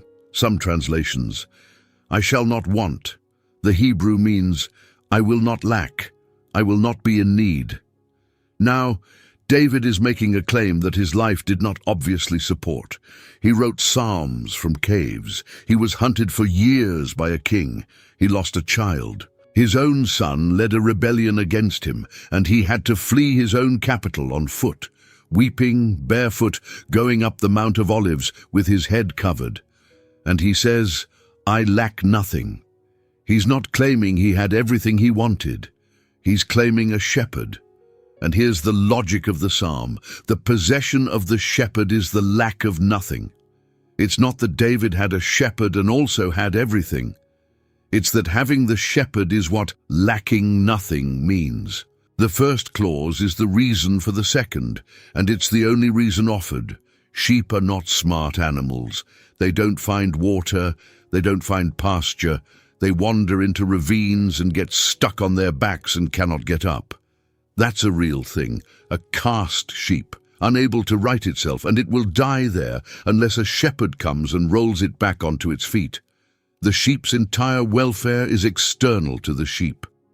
Everything it needs comes from someone else's competence. That is not an insult. That's the Psalm's whole argument. You are not equipped to secure your own life, and the good news is that the job was never assigned to you. If you are lonely tonight and taking inventory of everything you lack, and the list is real, I'm not going to tell you it isn't. David would say, you're counting the wrong column. Count the shepherd. Then the sentence, I lack nothing, becomes something you can say without lying from a cave on the worst day of your life. Promise 54. Give us this day our daily bread. Matthew 6:11. Inside the Lord's Prayer. Daily bread. today's. Jesus could have taught us to ask for a month's supply, for security, for a reserve. He taught us to ask for today's portion, today, and the model is manna. Exodus 16. God feeds Israel in the wilderness with bread that appears every morning, and the rule is, gather only what you need for today, and if you gathered extra, if you tried to store it, it bred worms and stank. God built spoilage into the system, on purpose. Why would he do that? Because a month's supply in the tent would have meant a month without needing him. The perishability was the relationship. It forced a daily encounter. Every single morning for 40 years, 2 million people woke up and had to go out and find that God had come through again. 14,000 consecutive mornings of evidence. They never got to be independent. And that was the gift, though it certainly didn't feel like one. Here's what this means for a lonely person. You want the whole thing solved. You want the season fixed, the person to arrive, the guarantee, the reserve. You want enough grace in the tent to get you through the year so you can stop feeling this way. And God gives today's. That's not stinginess. That's a relationship structured so that you cannot stop meeting him. If he gave you the whole supply, you'd take it and go, and both of you know it. So the question is not, can I survive this for a year? You don't have a year's grace. You have today's, and it's sufficient for today, and that is exactly how much you need, because today is the only day that is currently happening. Tomorrow there'll be more on the ground. There has been every morning so far. Promise 55. Delight yourself in the Lord, and he will give you the desires of your heart. Psalm 37:4. And this verse is misread constantly, so let's read it properly. The common misread, delight in God, and he'll give you what you want. God as a mechanism. Put in worship, get out results. But read the Hebrew sense. Delight yourself. The word means to make yourself soft, to take exquisite pleasure in, to be pliable toward. It's a word about being shaped by pleasure. And then, he will give you the desires of your heart. 2 readings, and both are true.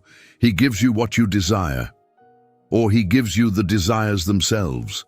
He installs them. He plants what your heart wants. And that second reading is where the actual comfort is, because if God is giving you your desires, then the desires you have are not accidents. The longing you feel, the deep one, the one you're most embarrassed by, the ache for someone to know you, that may be a given thing, placed on purpose. Your loneliness may not be a malfunction. It may be a desire God put in you because he intends to fill it, and the ache is just the shape of the thing that hasn't arrived yet. You do not long for things that don't exist. Nobody is thirsty in a universe without water. The thirst is evidence of the water. That's the argument C.S. Lewis made, and it holds. Hunger implies food. The desire for companionship implies that companionship is a real thing that real people have, and that your desire for it is a compass, not a defect. And read verse 3 and 5, the ones around it. Trust in the Lord and do good. Commit your way to the Lord. Trust in him. The delighting is surrounded by trusting and committing. It's not a technique. It's a whole posture. Delight in him, and let the desires he gave you be evidence of what he intends to do, rather than evidence of what you're missing. Part 9. The promises of his timing. Promise. 56. He has made everything beautiful in its time. Ecclesiastes 3:11.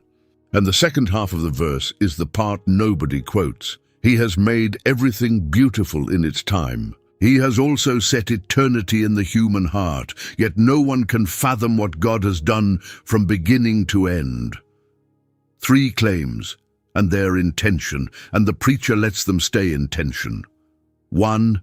Everything is beautiful in its time, not now, in its time, which is an admission that right now it might not be. The beauty is scheduled, and you're not the one holding the schedule. 2. He has set eternity in the human heart. This is the strangest line in Ecclesiastes. There is something in you that is calibrated to forever, sitting inside a creature with a lifespan. You have an eternal instrument in a temporal body. That's why nothing here satisfies. You're measuring finite things with an infinite ruler. 3. No one can fathom what God has done from beginning to end. You have eternity in you and you cannot see it. You have the longing and not the vision. You know there's more and you can't get to it. The preacher is describing your exact condition and refusing to resolve it. And here's why this is a promise, because your dissatisfaction is explained. You are not broken.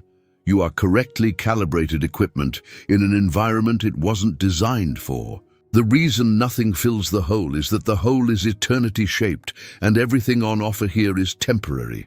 So the loneliness that doesn't go away, even in a crowded room, even at a good party, even in a decent relationship, that's not you failing at contentment. That's eternity in your heart doing exactly what it was installed to do, which is to keep you from mistaking any of this for home. Everything is beautiful in its time. This isn't its time yet. That's not a failure. That's a calendar, Promise 57. There is a time for everything. Ecclesiastes 3, 1-8, the famous passage. There is a time for everything and a season for every activity under the heavens, a time to be born and a time to die, a time to plant and a time to uproot, a time to weep and a time to laugh, a time to mourn and a time to dance, a time to embrace and a time to refrain from embracing, a time to search and a time to give up. Read it as a lonely person and one line jumps out, a time to refrain from embracing. There is a time for that. It's on the list. It's in Scripture, sitting there in the same rhythm as the planting and the harvesting and the being born. And it is not marked as an error, which means the season you are in, the season with no embrace in it, is a named season. It's on God's calendar. It's not a gap in the calendar. It's an entry. Now this is a hard comfort, and I want to be honest about that. It doesn't make the season shorter, but there's something in being named. There's a difference between a wilderness that's on the map and a wilderness that isn't. Both are hard. Only one of them means you're still on the route. And look at the structure of the whole passage. Every single item is paired. Weeping is paired with laughing. Mourning is paired with dancing. Refraining from embracing is paired with embracing. Nothing on that list stands alone. Every season in Ecclesiastes 3 has a partner season, and the partner is its opposite, which means structurally, in the logic of the passage, there is also a time to embrace. It's the other half of your line. Your season has a counterpart, and the counterpart is the exact reversal of what you're in. There's a time to refrain.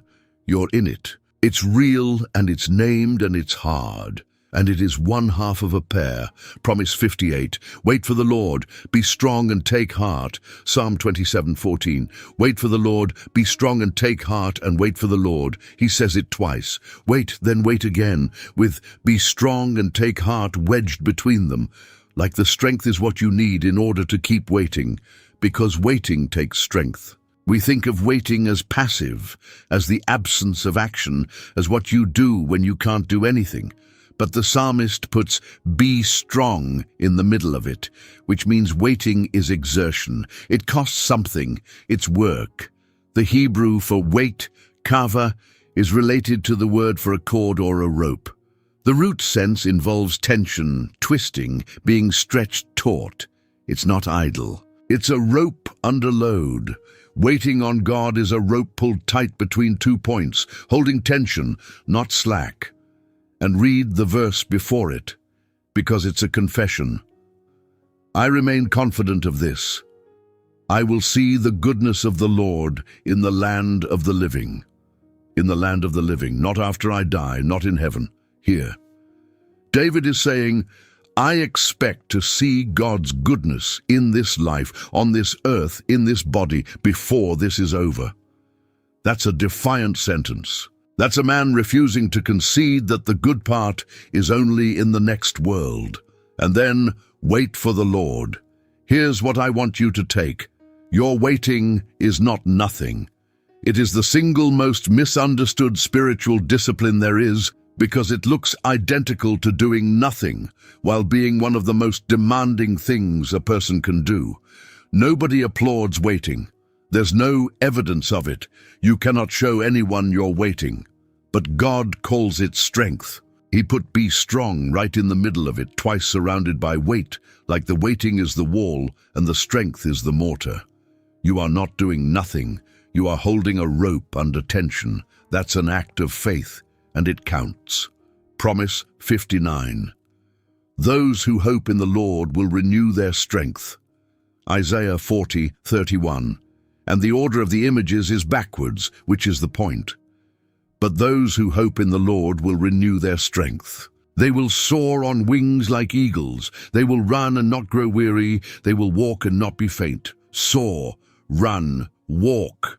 That's descending order. It should climb, walk, then run, then soar, building to a crescendo. Instead, Isaiah puts the spectacular thing first and ends with walking, because walking is the hard one. Anybody can soar for a moment. Everyone has had the mountaintop, the answered prayer, the week where God felt close. Soaring is easy. It's also rare and brief, and you don't control it. Running is harder, but it's still finite. You can grit through a run. It has an end. Walking is the one that breaks people. Walking is Tuesday. Walking is the 4th year of the same season. Walking is getting up and doing it again, with no drama, no rescue, no visible change, and doing it again tomorrow. There's no adrenaline in walking. Nobody's watching. It just goes on. And Isaiah ends there. They will walk and not be faint, because that's the promise you actually need. Not the eagle, the walking. And look at what's before it. Verse 30. Even youths grow tired and weary, and young men stumble and fall. Isaiah's point is that natural strength runs out. The youths, the ones with the most of it, they fall. Human capacity has a bottom, and everyone hits it. But those who hope in the Lord will renew their strength. The Hebrew suggests exchange, to change, to swap out. It's not topping up your tank, it's a trade. You bring your empty and receive his full. Your strength doesn't get boosted, it gets replaced. That's why it doesn't run out. It was never yours. You will walk and not faint. Not because you have more in you than you thought. Because you're going to run out, and then the exchange happens. Promise 60. Being confident of this, that he who began a good work in you will carry it on to completion. Philippians 1:6. Being confident of this, that he who began a good work in you will carry it on to completion until the day of Christ Jesus. 3 verbs, and none of them are yours. He began it. He will carry it on. He will complete it. You are the work, not the worker. The work. That's a relief if you'll let it be. Because if you're the worker, then the completion depends on your consistency. And you have already seen what your consistency looks like. But if you're the work, if you're the thing being made, then completion depends on the craftsman's commitment, and he has never once abandoned a project. We'll carry it on to completion. The word means to bring fully to its end, to finish, not to make progress, to finish. And until the day of Christ Jesus. That's the deadline. Not next year. Not by the time you get your act together. The work runs until the day Christ returns, which means it's not done yet, and it's not supposed to be. You are unfinished. That is the correct state for you to be in. Every uncompleted thing about you tonight is not evidence of failure. It's evidence that you're mid-process, and the process has a date, and the date isn't today. And Paul wrote this to the Philippians, a church he loved, a church that had sent him money in prison, and a church that had problems. 2 women in that congregation were fighting so publicly that Paul names them in the letter, Euodia and Syntyche, and asks them, in a document that would be read aloud to everyone and then to the whole world for 2,000 years to please get along. That's the church he says God will complete. So whatever is unfinished in you, the loneliness, the thing you can't get past, the same failure on repeat, the craftsman has not stopped. He began it. He'll finish it. Your only job is to still be on the bench. Part 10. The promises of his character. Promise 61. God is love. 1 John 4:8. 3 words that go further than any other 3 in Scripture. Not God is loving, not God loves, God is love. It's an identity statement, a statement of essence. John is not describing God's behavior. He's describing God's nature at the deepest level the language can reach, which means God does not love you as a policy. He loves you as a fact of what he is. A fire doesn't decide to be hot. Heat is not the fire's choice, it's the fire's nature. Remove the heat and there's no fire. God cannot stop loving you without ceasing to be God. That is the single most stabilizing sentence available to a human being, because every other love in your life is a decision, and decisions can be revisited. Your parents decided. Your friends decide continuously in 1,000 small choices whether to keep making room for you. Any love that was decided can be undecided, and if you've lived long enough, you've watched it happen. God's love is not a decision. It's an essence, and John doesn't leave it abstract. Verse 9, this is how God showed his love among us. He sent his one and only Son into the world that we might live through him. Verse 10, this is love, not that we loved God, but that he loved us and sent his Son as an atoning sacrifice for our sins. Not that we loved God. John explicitly removes you from the causal chain. Your love is not the reason for his. He specifies that the direction of the affection runs from him toward you and did not originate on your end, which means your current spiritual condition, however cold, however distant, however dry you feel toward him tonight, has no bearing on the temperature of the fire. He is love. You are being loved by something that cannot do otherwise. Promise 62. His compassions never fail. They are new every morning.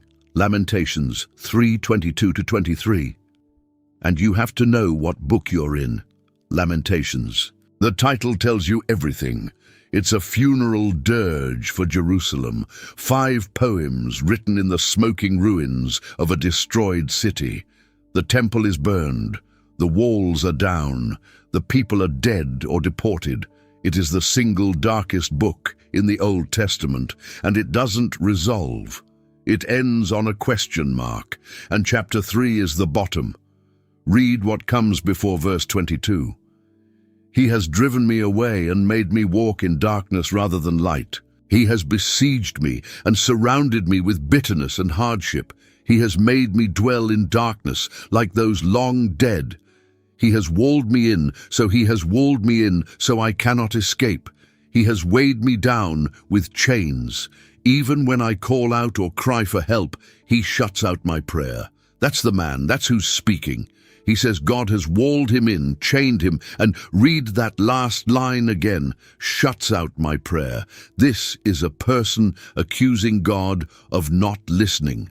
In Scripture, in the canon, God preserved the complaint. And then, in the middle of it, verse 21, yet this I call to mind, and therefore I have hope. Yet. Nothing changed. The city is still rubble. The prayer is still, by his own account, unanswered. He does not report a rescue. He reports a decision. This I call to mind. He goes and gets something. He reaches for a fact he is not currently feeling. And the fact is this: because of the Lord's great love we are not consumed, for his compassions never fail. They are new every morning. Great is your faithfulness. We are not consumed. That's the whole claim, and notice how modest it is. He doesn't say we're fine. He doesn't say it was worth it. He says, we are not consumed. We are still here. The fire took the city, and it did not take us. If you are lonely tonight, that may be all you can honestly say. I'm still here. And Lamentations says, that's not nothing. That's evidence. The only reason you are still here is that something has been holding you that you did not notice holding you. New every morning. The Hebrew for compassion is related to the word for womb. It's the visceral, gut-level tenderness of a mother. And it's new every morning, not renewed, new. Fresh mercy, manufactured overnight, delivered before you wake up. Which means you cannot use tomorrow's up tonight. You cannot spend it in advance by worrying. And it also means whatever you burned through today, however badly you handled today, however much mercy you needed, just to get through the last 18 hours, the supply resets while you sleep. There is a delivery coming to your door in a few hours. It has never once failed to arrive. And the man who told us that was sitting in the ashes of everything he loved when he said it. Promise 63. The Lord is good to all. He has compassion on all he has made. Psalm 145:9. And the reach of it is what matters. The Lord is good to all. He has compassion on all he has made. All he has made. Not all who deserve it, not all who asked, not all who have been faithful or consistent or grateful. The qualifying condition is being made by him, and you meet it. That's the entire eligibility requirement, and you satisfied it before you were conscious. Read a few verses down, verse 14. The Lord upholds all who fall and lifts up all who are bowed down, all who fall. The falling is the qualification again. He's not upholding those who stand. Those don't need it. The category he acts on is the collapsing. And bowed down, the Hebrew, is for something bent under weight, pressed down. The image of a person who has been carrying something long enough that their posture has changed. If loneliness has bent you, and it does physically, people who are lonely walk differently, sleep differently, their bodies keep a record. You are in the exact demographic verse 14 names, and then verse 18. The Lord is near to all who call on him, to all who call on him in truth. In truth. That's the only filter in the whole psalm. Not in eloquence. Not in faith of a certain measured quantity. In truth, meaning honestly, meaning say the actual thing, which is good news, because the actual thing tonight might be, I don't know if you're there, or I'm angry, or I have nothing left. Those are true. Truth is the only entry requirement, and despair told honestly clears the bar. Promise 64. God is not human, that he should lie. Numbers 23:19. God is not human, that he should lie, not a human being, that he should change his mind. Does he speak and then not act? Does he promise and not fulfill? This is the verse that holds up the other 99, because every promise in this video is only as good as the character of the one making it. A promise is a claim about the future made by someone in the present, and its entire value rests on whether that person will still be the same person when the future arrives. And that's precisely where every human promise you've ever received went wrong. Nobody set out to lie to you. People meant it. The person who said, "I'll always be here," meant it at the time, and then they changed. That's the mechanism. Human promises don't usually fail through deceit. They fail through drift. The person who made the promise slowly became a different person who wouldn't have made it. And Numbers 23:19 says, that mechanism does not exist in God, not because he's more disciplined than you, because he doesn't drift. There's no later version of him who will feel differently. And look at who's speaking. This is Balaam, a foreign diviner, hired by a king to curse Israel, being paid to say the opposite of this. He opens his mouth to curse, and this comes out instead. The testimony to God's reliability comes from a hostile witness on the enemy payroll. Does he promise and not fulfill? It's a rhetorical question, which means the answer is embarrassing to state. No, he does not. So when you get to the end of these 100 promises, and the old voice says, but will he actually? Numbers 23:19 is the answer. The question isn't whether he'll keep them. The question is only what kind of being made them. Promise 65. Jesus Christ is the same yesterday and today and forever. Hebrews 13:8. And the placement in the letter is deliberate. Read verse 7, right before, remember your leaders who spoke the word of God to you. Consider the outcome of their way of life and imitate their faith. The writer has just told them to remember their leaders, and the Greek construction implies these leaders are gone. Dead, most likely. Martyred, possibly. The people who taught them are not there anymore. Then, Jesus Christ is the same yesterday and today and forever. That's not a doctrinal aside dropped in at random. It's the answer to the previous sentence. Your teachers are gone. He isn't. And read verse 5 a few lines up. Keep your lives free from the love of money and be content with what you have, because God has said, never will I leave you, never will I forsake you. That's Deuteronomy 31:6 again, promise one. The writer of Hebrews reaches back across 1,000 years and picks up the exact sentence Moses said at the edge of the Jordan and hands it to a persecuted church in the 1st century. The promise is old and it's still in circulation. It has outlived Moses. It has outlived the leaders these people are mourning, and it will outlive you. Yesterday and today and forever. 3 time zones, 1 person, no variance. Everyone you know is a moving target. The friend you had at 20 is not available anymore. That person is gone, replaced by someone with the same name. Even the people who stayed have changed underneath you. Part of loneliness for anyone past a certain age is grieving people who are still alive. There is one relationship in your life immune to that. He is not becoming anything. The Christ who stopped for the blind man on the road, who cooked breakfast for the friend who denied him, who wept at a grave he was about to open. That is the current, live, present tense person, unchanged today. Same yesterday, same today, same when you get there. Promise 66. We do not have a high priest who is unable to empathize with our weaknesses. Hebrews 4:15. And the double negative is doing something. For we do not have a high priest who is unable to empathize with our weaknesses, but we have one who has been tempted in every way, just as we are, yet he did not sin. The writer could have said we have a high priest who understands. He doesn't. He goes the long way around. Not unable because he's answering an objection nobody said out loud. The objection is he can't possibly know what this is like. That's the thought. You've had it. God is God. He has never been tired, never been overlooked, never sat in a room where nobody said his name. What could he possibly know about a Tuesday? And Hebrews says that objection is false, and here's why. Tempted in every way, just as we are, every way, which includes this one.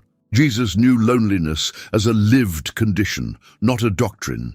His hometown rejected him. His family thought he was out of his mind. Mark 3:21.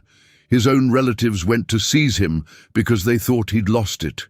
His closest friends fell asleep on the worst night of his life, while he was 3 stone throws away sweating blood. One of them sold him.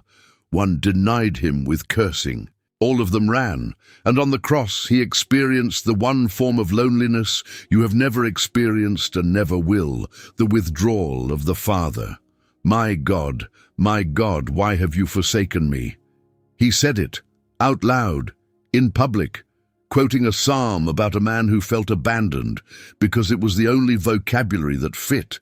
So when you pray tonight, you are not explaining your situation to someone who needs the background. The word behind empathize means to suffer alongside, to feel the same thing at the same time. You are talking to someone who has the injury. He is not sympathetic from a distance. He is scarred in the same places. Promise 67. Jesus wept, John 11:35. The shortest verse in the Bible, and I would argue the heaviest. Lazarus is dead. Jesus arrives 4 days late, deliberately late. He waited. The text says so, and he's about to raise him. He knows this. In 60 seconds, he's going to call a dead man out of a tomb by name, and the man will walk out still wrapped in his grave clothes. Jesus knows the ending, and he cries anyway. Sit with that because it dismantles something. We assume that if you knew the outcome, the grief would be unnecessary, that the tears are a function of ignorance, that if you could just see the whole picture, you wouldn't need to cry.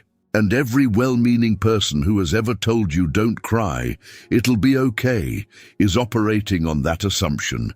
Jesus knew it would be okay. In 1 minute, he wept, which means grief is not a failure of perspective. The tears were not a mistake he made before he remembered he was God. They were the correct response of a whole person to a broken world, and he had both. And look at the verb the text uses for him a few lines earlier.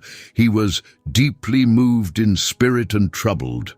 The Greek word is startling. It's used elsewhere for the snorting of a horse. It carries anger. Jesus is not gently sad at that tomb. He is furious. He is standing in front of death, and something in him is roaring. So when you cry alone tonight, he is not embarrassed by it. He's not waiting for you to be reasonable. He's not standing above your grief with a better perspective. He is in front of the tomb with you, angry, wet-faced, and about to do something about it. Promise. 68. A bruised reed he will not break. Isaiah 42:3. A bruised reed he will not break, and a smouldering wick he will not snuff out. 2 images, and you have to know what they were worth. A reed grew everywhere along the Jordan. It was worthless, the cheapest, most abundant thing in the landscape. And a bruised reed was worse than worthless. It was a reed you couldn't even use for the one thing reeds were good for. Every shepherd who ever tried to make a flute out of one and found it cracked did the obvious thing. Snapped it and threw it away and picked another. There were a million more. And a smouldering wick.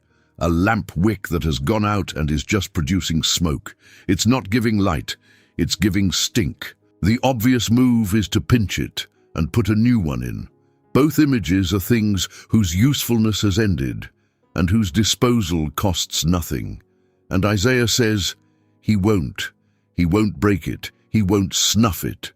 The bruised, cracked, useless thing gets handled instead of discarded. Now here's what stops me. This is a messianic passage. This is the prophecy about the servant, the one Matthew quotes directly about Jesus. Of all the ways to describe the coming king of the world, the prophet chose. He is the one who will not throw away the broken thing. That's the resume. That's what's on the first page.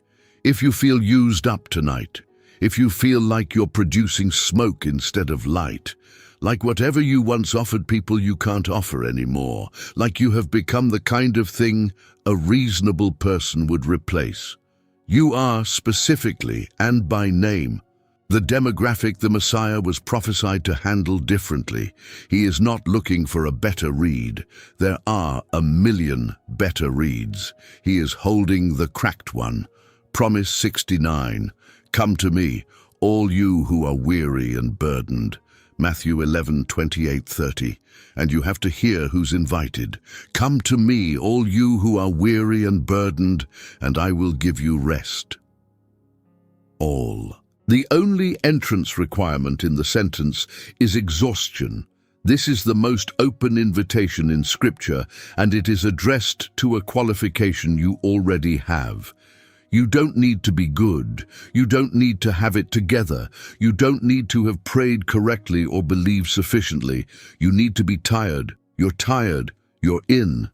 And then, take my yoke upon you and learn from me, for I am gentle and humble in heart, and you will find rest for your souls.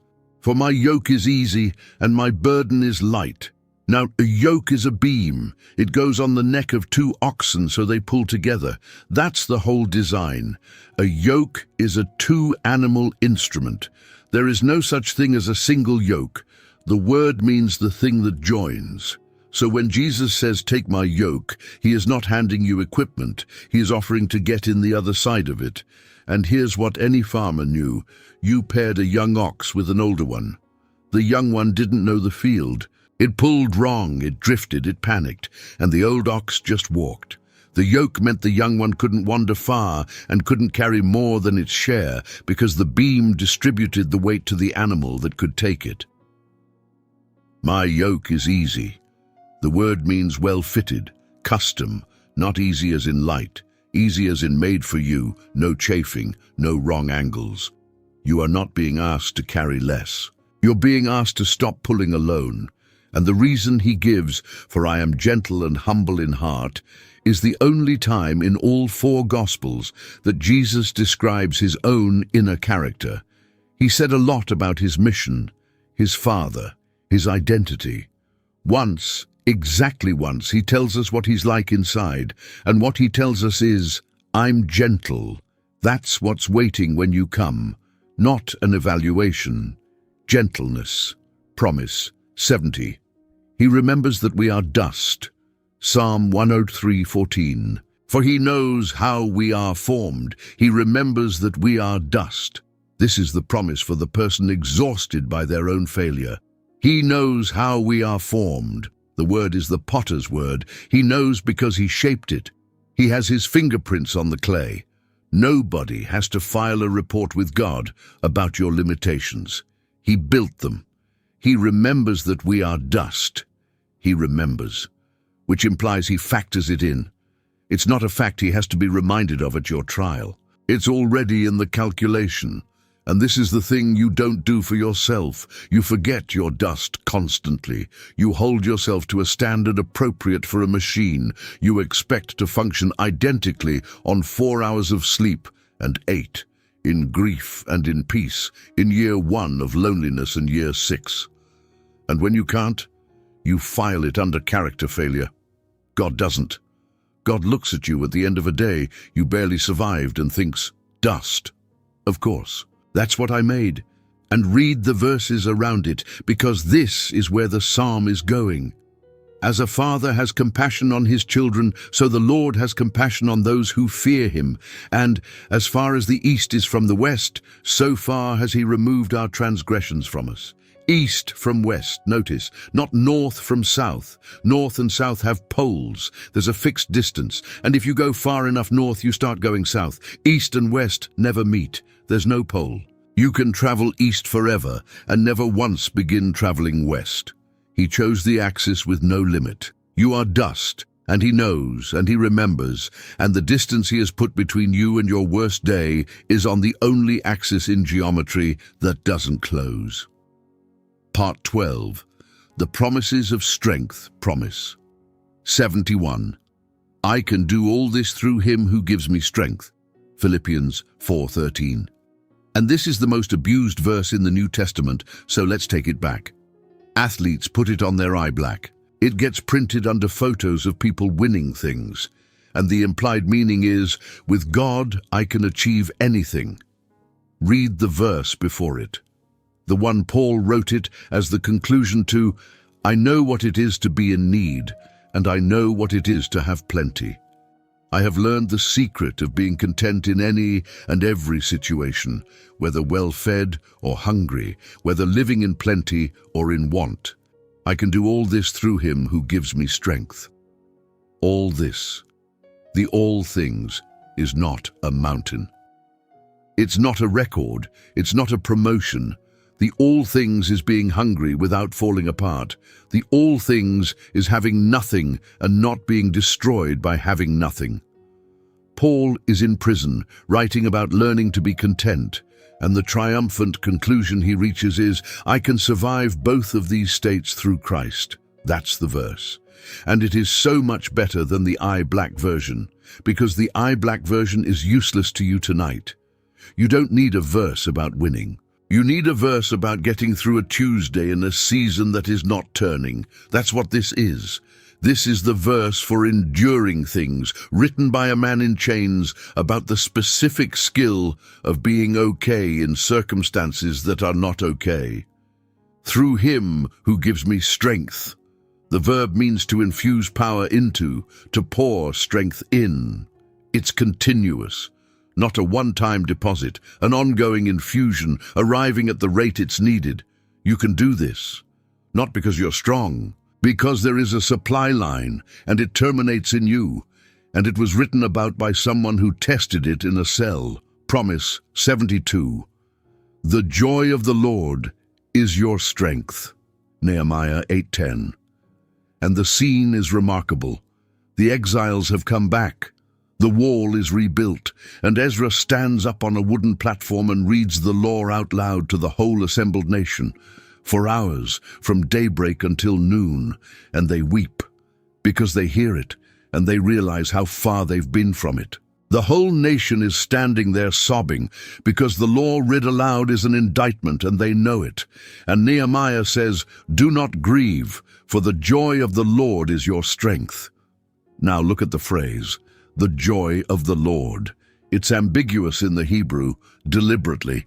It can mean the joy you have in Him, or it can mean His joy, the joy that belongs to Him, that He has.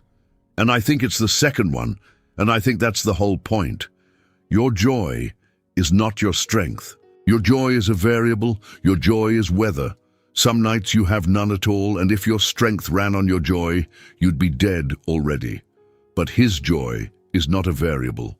His joy is not contingent on your week. And Nehemiah is saying that the thing He has, the gladness that is native to Him, that is your structural support. You are held up by an emotion that is not yours and does not fluctuate with your circumstances. And then look at what Nehemiah tells them to do with it. In the same verse, "Go and enjoy choice food and sweet drinks, and send some to those who have nothing prepared. Eat something good, and send some to the people with nothing." That is the instruction on the day the nation collapsed in grief. Eat and feed somebody who has less, which is the most practical, spiritual advice in Scripture, and nobody ever preaches it. If you are lonely and grieving tonight, eat something good. And find the person with nothing prepared. Promise 73. The Lord is my strength and my shield. Psalm 28:7. The Lord is my strength and my shield. My heart trusts in Him and He helps me. My heart leaps for joy, and with my song I praise Him. Two metaphors, and they're not the same. Two metaphors, and they're not the same. Strength is what's in you. A shield is what's between you and the thing. David asks for both, and he's precise about it, because they solve different problems. Strength solves the problem of, I can't keep going. A shield solves the problem of, I can't take another hit. Those are different failures, and everyone knows the difference. And the shield he's describing, the Hebrew word, is the small round one, strapped to the arm. Not the body-length tower shield, the mobile one. The one you carry into the fight that moves where you move. God is not a wall you stand behind. He's a shield you carry with you, which means the protection travels into the place you're going. And notice the sequence in the verse. My heart trusts in Him and He helps me. My heart leaps for joy. Trust, then help, then joy. In that order. The joy is third. The joy is downstream of the help, which is downstream of the trust. Which means you do not have to feel joyful in order to begin. Trust starts the sequence, and trust is not a feeling, it's a decision to lean your weight on something. If you have no joy tonight, you're not disqualified. You're at step 1, lean. Promise 74, God is our refuge and strength, an ever-present help in trouble. Psalm 46:1. And it's the middle phrase that does the work. God is our refuge and strength, an ever-present help in trouble. The Hebrew behind ever-present help is more specific than English can carry. It means found, abundantly available, proven to be there. Some render it a help very much found in trouble. The claim is empirical. It's not that He's theoretically available. It's that people who went looking in trouble found Him there, reliably enough that you can state it as a general fact. And notice where He's found, in trouble. That's the location. The psalm doesn't say He's an ever-present help who will prevent trouble. He's a help located inside it, which means, and this is uncomfortable, Some things about God are only findable in the trouble. There is a location-locked experience. There are things you will not learn on the good days because the good days do not contain them. Every single person you have ever met who had something real, something that made you want what they had, ask them where they got it. It was never on the mountain. It was always in the pit, and they will tell you so, and they will also tell you they'd never volunteer to go back. Refuge. The word is a place you run to, not a state of mind, a location. You are not being asked to feel refuged. You're being asked to run somewhere. Promise 75. In quietness and trust is your strength. Isaiah 30:15. And the last line of the verse is one of the saddest sentences in the Bible. This is what the sovereign Lord, the Holy One of Israel, says.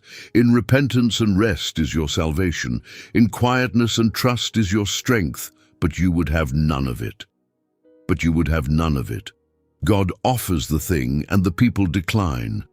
And what were they doing instead? Read the chapter. They were running to Egypt. They were making alliances. They were arranging their own rescue frantically with horses and chariots and diplomacy because Assyria was coming and they had to do something. And God's offer was rest, quietness, trust. And they said no, not because they were rebellious in some abstract theological way. They said no because rest felt like doing nothing while the army approached, and they could not bear it. I want you to hear how contemporary that is. When you are lonely, you do not sit still. You arrange things. You go back to the person who hurt you, because at least it's a person. You take the job, move the city, download the app, refresh the phone, say yes to the thing you don't want. You make alliances with Egypt because Egypt is at least something, and quietness feels like surrender. And God says, quietness is your strength, not the preparation for strength, the thing itself. In returning and rest, you shall be saved. Some translations, returning, coming back. Stopping the outbound motion, and then the tenderness of verse 18, which follows immediately after they refuse. Yet the Lord longs to be gracious to you, therefore he will rise up to show you compassion. Yet they said no, and the very next word out of God's mouth is a longing to be gracious anyway. The offer is still open. It was open after they refused it. It's open now. Part 13, the promises of purpose, promise 76. In all things God works for the good of those who love him, Romans 8:28. And we have to be careful, because this verse gets used as a weapon. And we know that in all things God works for the good of those who love him, who have been called according to his purpose.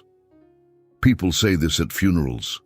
People say it to the recently divorced, the recently diagnosed, the recently abandoned, and it lands as, this bad thing is secretly good. That is not what it says. Read it precisely. It does not say all things are good.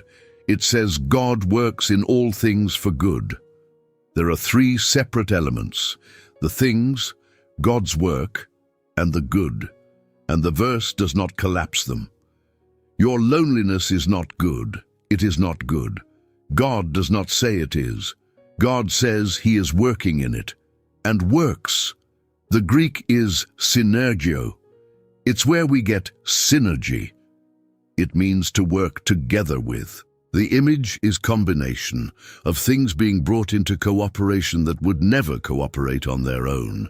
Think of what that implies. Ingredients. Nobody eats raw flour.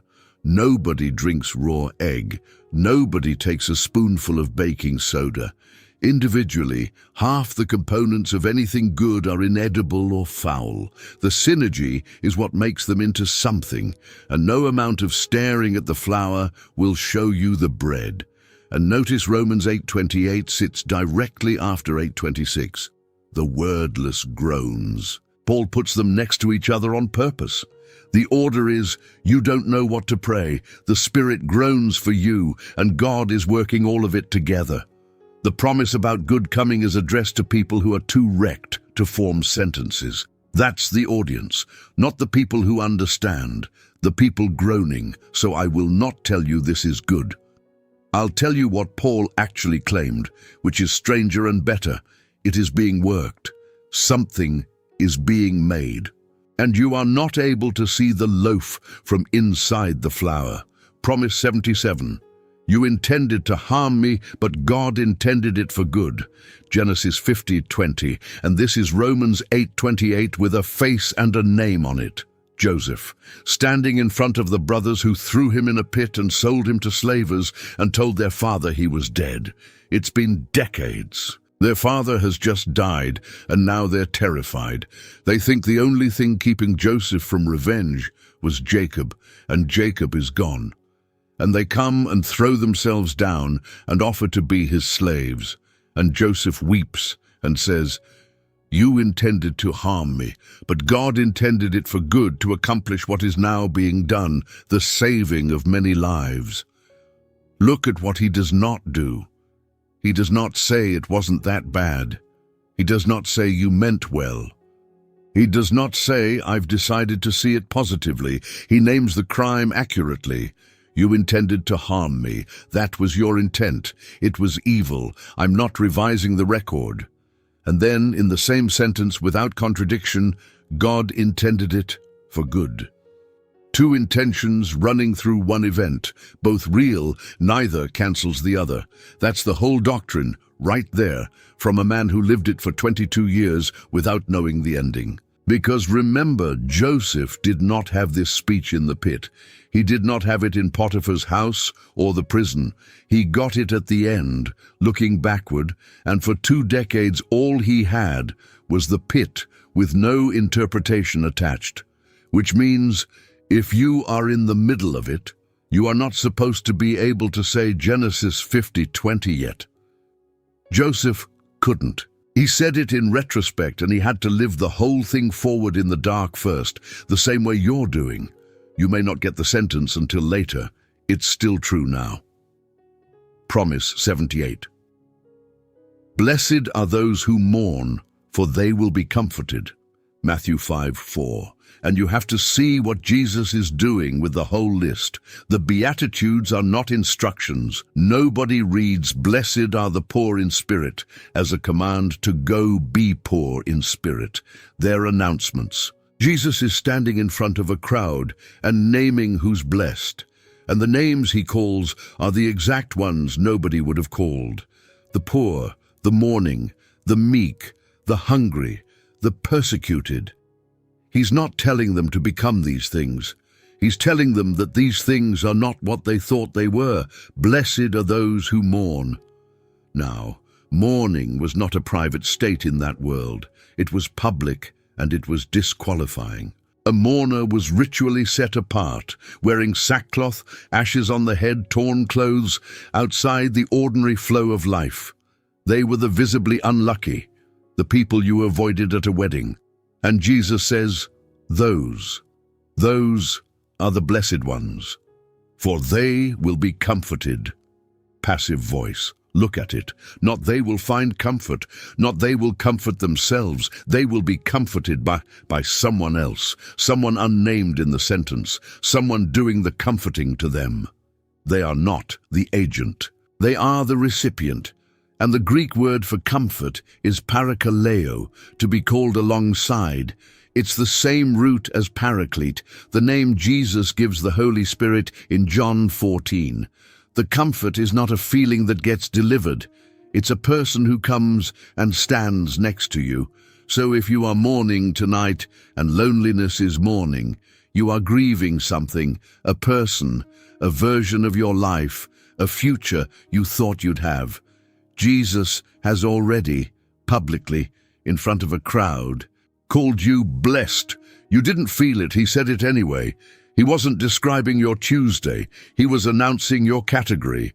Promise 79.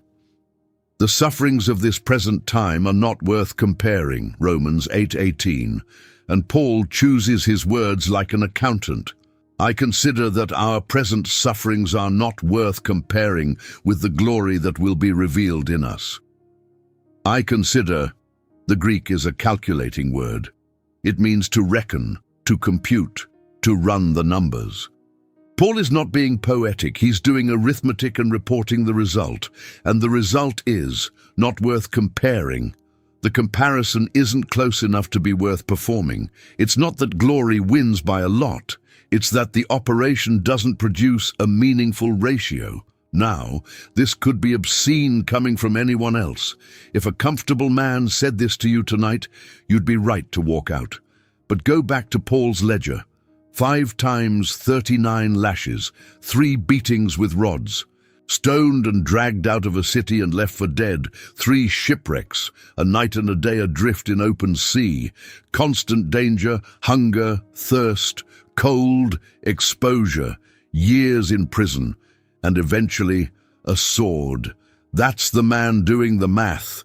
He has entered the numbers. He knows the size of the suffering column because he filled it in himself, and his finding is, it doesn't compare. He also says in 2 Corinthians that these are light and momentary troubles. That's a man who was beaten with rods, calling it light, which tells you nothing about the rods and everything about what he saw on the other side of the ledger. Your loneliness is not light, not tonight, not from where you're sitting. Paul isn't asking you to feel that it's light. He's telling you what the accounting looks like when both columns are finally visible, from someone who's seen further into the second column than most people ever have. Promise 80. Blessed is the one who perseveres under trial.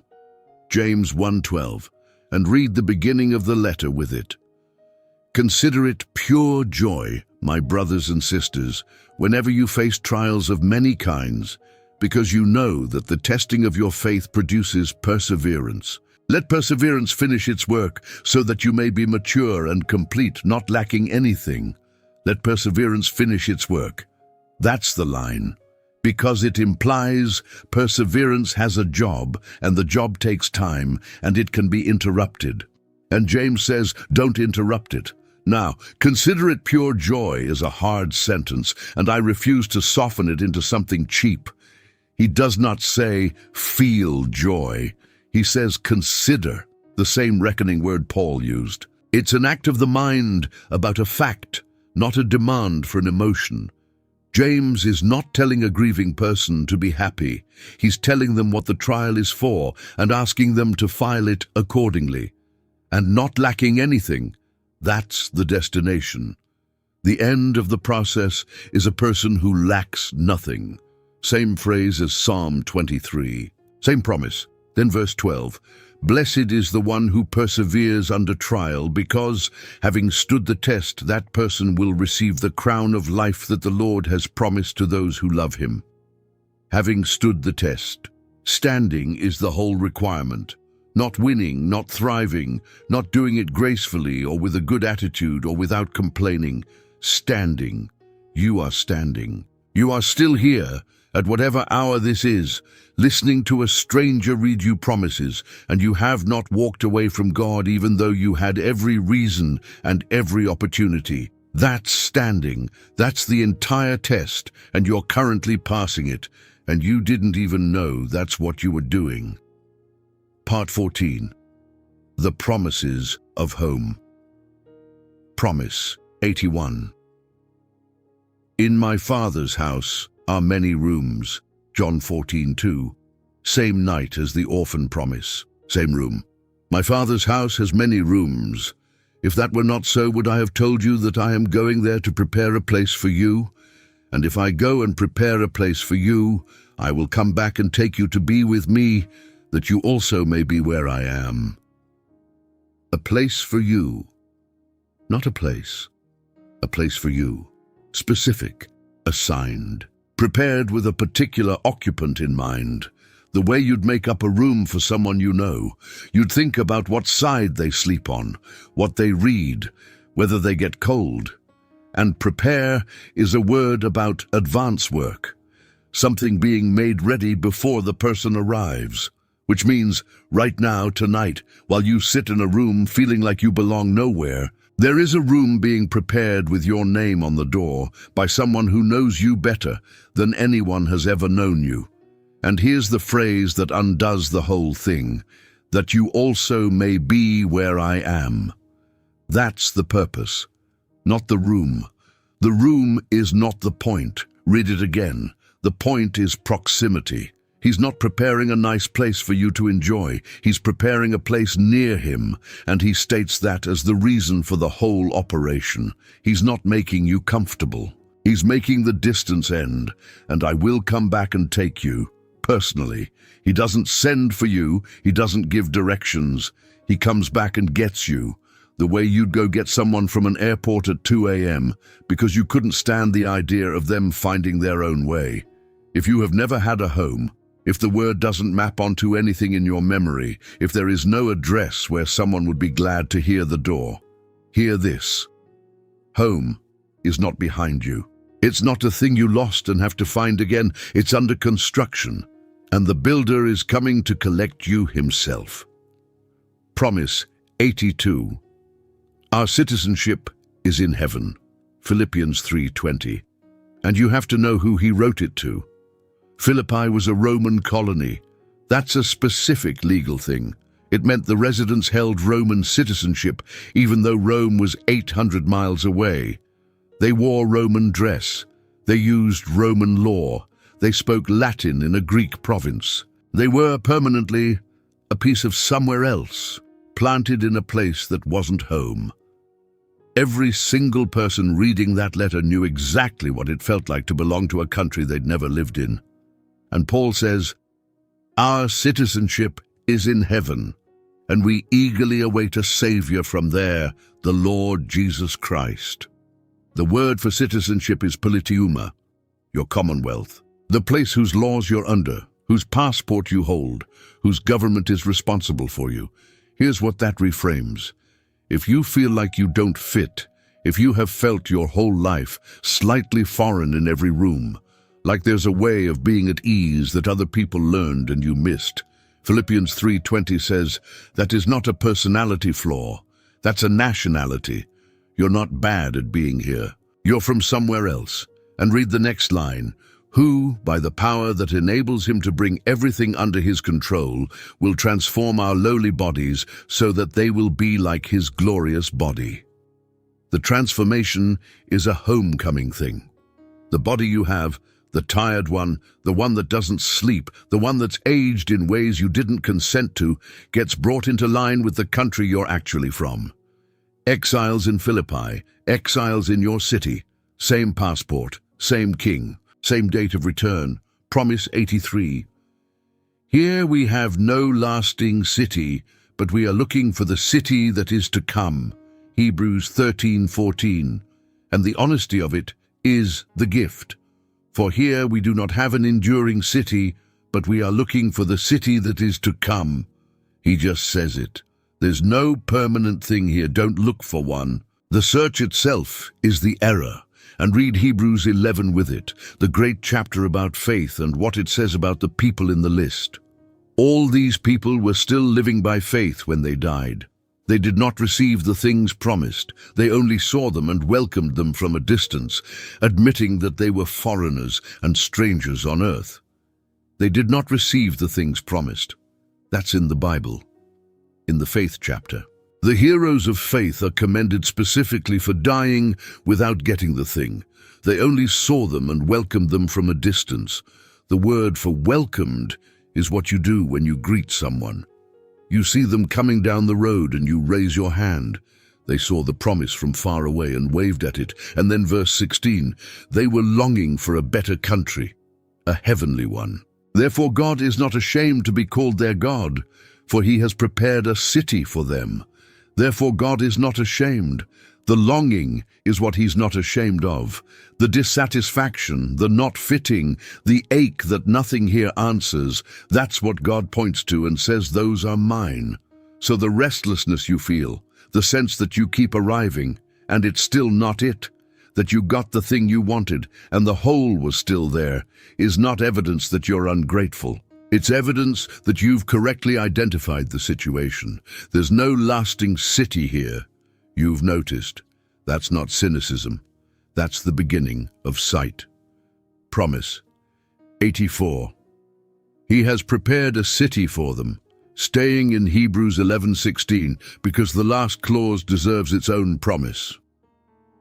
God is not ashamed to be called their God, for he has prepared a city for them. A city, not a garden, not a private paradise, not a personal cloud with your name on it. A city. That word should stop every lonely person on earth, because Eden was a garden, and the Bible does not end where it started. It ends in a city, Revelation 21, the New Jerusalem coming down. The whole arc of Scripture runs from a garden with 2 people in it to a city with an uncountable multitude. A city is, by definition, other people. You cannot have a city of one.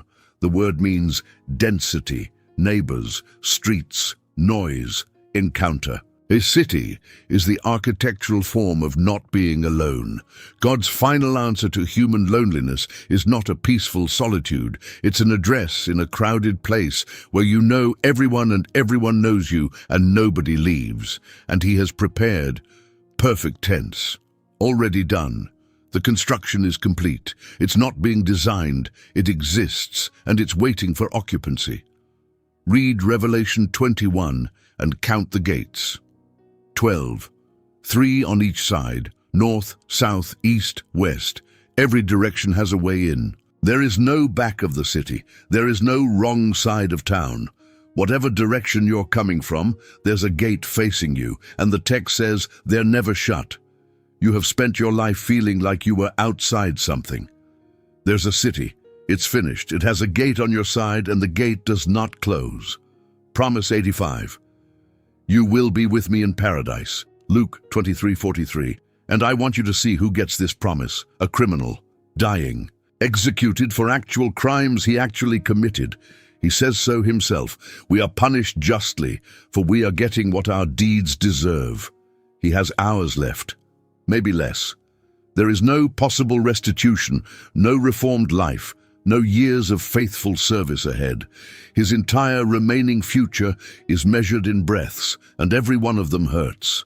And he says, Jesus, remember me when you come into your kingdom. That's the whole prayer. That's the entire content of his theology. 6 words. Remember me. He doesn't ask for rescue. He doesn't ask to be forgiven, technically. He asks not to be forgotten by a man who is dying next to him. And Jesus says, truly I tell you, today you will be with me in paradise. Today, not eventually, not after a process. Today, same day, before sundown. And look at the structure of the answer, because Jesus gives him more than he asked for on every axis. He asked to be remembered. Jesus says, you will be with me. He asked about a future kingdom. Jesus says today. He asked for a thought. He got a place, a person, and a date. That is the last conversation Jesus has with anyone before he dies. That's the final piece of pastoral work in his earthly life. Not with a disciple, not with his mother, with a convicted criminal hanging 3 feet away who managed 6 words. And this is the one that ends every argument about whether you've done enough. There is a man in paradise tonight whose entire spiritual resume consists of 1 sentence, spoken while dying, in pain, with no ability to prove anything, ever. Remember me. If that got in, you're in. Part 15. The promises of the end of loneliness. Promise.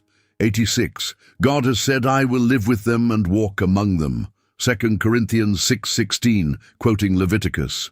I will live with them and walk among them, and I will be their God, and they will be my people. Walk among them. The verb is casual. It's not appear to them, not visit, not manifest. Walk. The way you walk through your own house.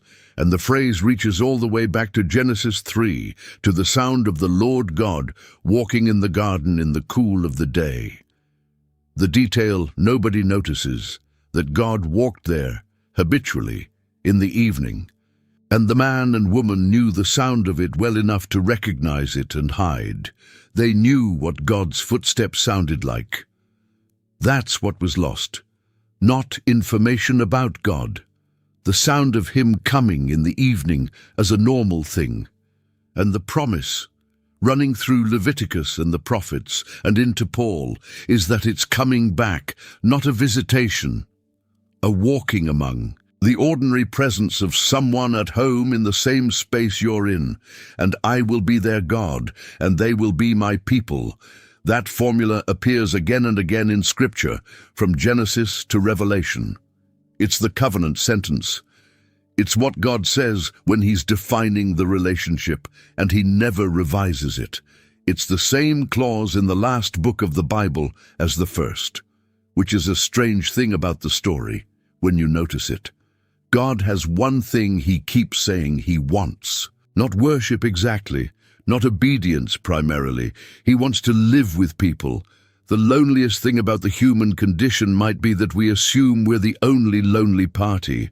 Read the whole Bible as one document, and there's a case to be made that it's the story of someone who will not stop trying to move back in. Promise 87. The dwelling place of God is with man. Revelation 21:3, and this is the sentence the entire Bible is driving toward. Look, God's dwelling place is now among the people, and he will dwell with them. They will be his people, and God himself will be with them and be their God. Read the pile-up. Dwelling place among them. He will dwell with them. They will be his people. God himself will be with them and be their God. 5 ways of saying the same thing in one verse. John is not being economical. He's stuttering with joy. He has seen the thing and he can't stop restating it. And the word dwelling place is skene, tent, tabernacle. The same word used in John 1:14, where the Word became flesh and made his dwelling among us, literally pitched his tent among us. So the ark is God tents among Israel in the wilderness. God tents in a human body in Nazareth. God tents among humanity forever. Same word, 3 times, getting closer each time. And note the direction of travel in Revelation 21. The city comes down. Verse 2, coming down out of heaven from God. The movement in the last chapter of the Bible is not us going up. It's him coming down. Heaven relocates. Everything you have ever been taught about the destination might have the vector backwards. God himself will be with them. Himself. Not through a mediator, not through a veil, a cloud, a priesthood, a temple curtain, a prophet, a book, or a video. Himself. Every single thing that has ever stood between you and God, including your own inability to feel him, is, in that verse, gone. Not overcome. Gone. There's nothing in the sentence between the 2 nouns, God with them. Promise 88. He will wipe every tear from their eyes. Revelation 21:4. And I said earlier that this was the last image the Bible chooses. I want to sit in it properly now. He will wipe every tear from their eyes. There will be no more death or mourning or crying or pain, for the old order of things has passed away. Of every possible closing image, the throne, the sea of glass, the streets of gold, the light with no sun, the one God chooses for the end of the story is a hand reaching toward a face. You cannot wipe a tear from across a room. It requires proximity. It requires that you be close enough to touch someone and that they let you. It is the gesture you make to a child or to someone you love who is coming apart, and it is not a gesture you make to a stranger. That's the last thing. That's how it ends. And every tear, not the noble ones, not the ones with good reasons, everyone. The ones you cried over something stupid, the ones nobody knew about, the ones in the car in the parking lot, the ones you're crying now, at whatever hour it is, listening to this because there was nowhere else to put it. And here's the connection I need you to make, because it's been waiting since Promise 14. David asked God to put his tears in a bottle. Don't let them hit the ground, keep them. Psalm 56 opens the bottle. Revelation 21 closes it. And it turns out the reason they were collected is that every one of them is going to be dealt with personally by hand, one at a time, by God Himself. Every tear you have cried alone in the dark has an appointment. It is on a list. There is a hand coming for it. Promise 89. Death has been swallowed up in victory. 1 Corinthians 15:54-55, and Paul is mocking, "Death has been swallowed up in victory. Where, O death, is your victory? Where, O death, is your sting?" He's taunting it. He's addressing death directly as a defeated party in the second person and asking where its trophies went. That's not a hymn. That's trash talk at a funeral. And the word swallowed, katapino, means gulped down, drunk up, consumed entirely, not defeated in a negotiated settlement. Swallowed. The thing that eats everything got eaten. Now here's why this matters for loneliness specifically. Death is the engine of every separation you have ever suffered. It's the one that took the people you can't get back. And even where death hasn't come yet, its shadow is what makes every relationship provisional. You love people knowing the arrangement is temporary, and some part of you never fully commits because of it. Every goodbye you have ever said is a rehearsal for the real one. That's what makes them hurt. And Paul says, the mechanism is destroyed. The engine that produces separation has been swallowed, which means at the end of this, there are no more goodbyes, not fewer, none. The word will have no referent. There will be no occasion for it. Everyone you have lost, if they're his, is not lost. They're early. That's the whole claim. They went ahead. The separation is a matter of scheduling. Where, O death, is your sting? A bee that has stung has lost its stinger. It can still frighten you. It cannot hurt you again. Death can still frighten you. Paul's point is that it left the stinger in Christ. Promise 90. We will always be with the Lord. 1 Thessalonians 4:17. And the last 5 words of the promise. Paul is writing to a church in grief. People have died. And the Thessalonians are panicking because they thought Jesus would come back before anyone died, and now he hasn't, and their people are in the ground. And Paul writes them the passage about the return, the trumpet, the voice, the dead in Christ rising. And he lands it here. And so we will be with the Lord forever, and so we will always be with the Lord. Not, and so we will be in heaven, not, and so we will have peace. The payoff of the entire eschatology, the thing Paul reaches for as the final word, is with. That preposition is the whole Bible. Emmanuel, God with us. I am with you always. I will be with you when you pass through the waters. He is with them. We will be with the Lord. Every promise in this video has been a variation on one preposition, and always. The Greek is pantot, at all times, continuously, with no interruption whatsoever.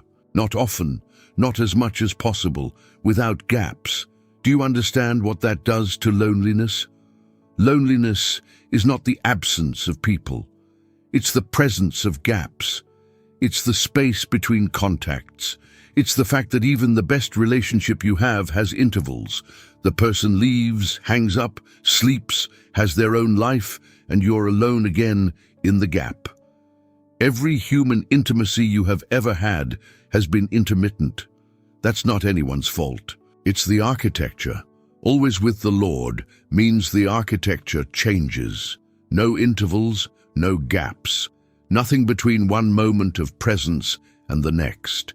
And then Paul's instruction, verse 18, therefore encourage one another with these words.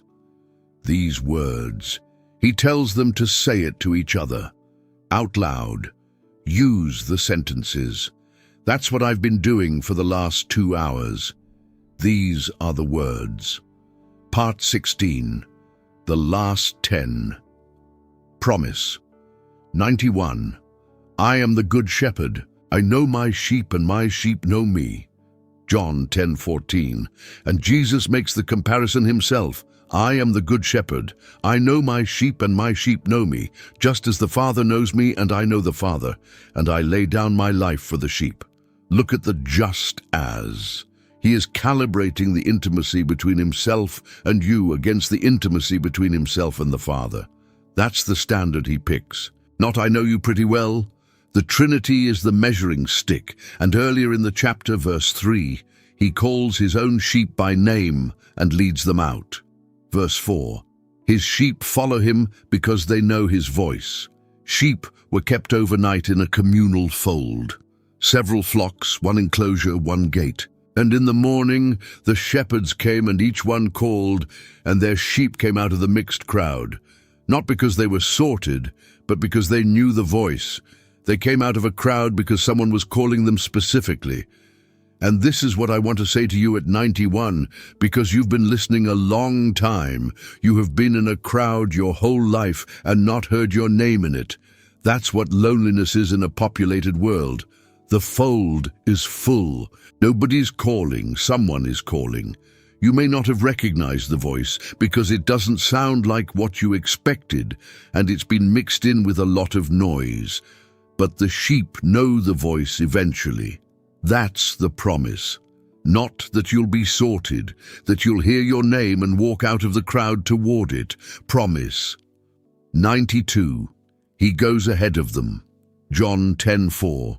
Same chapter, one detail I skipped on purpose.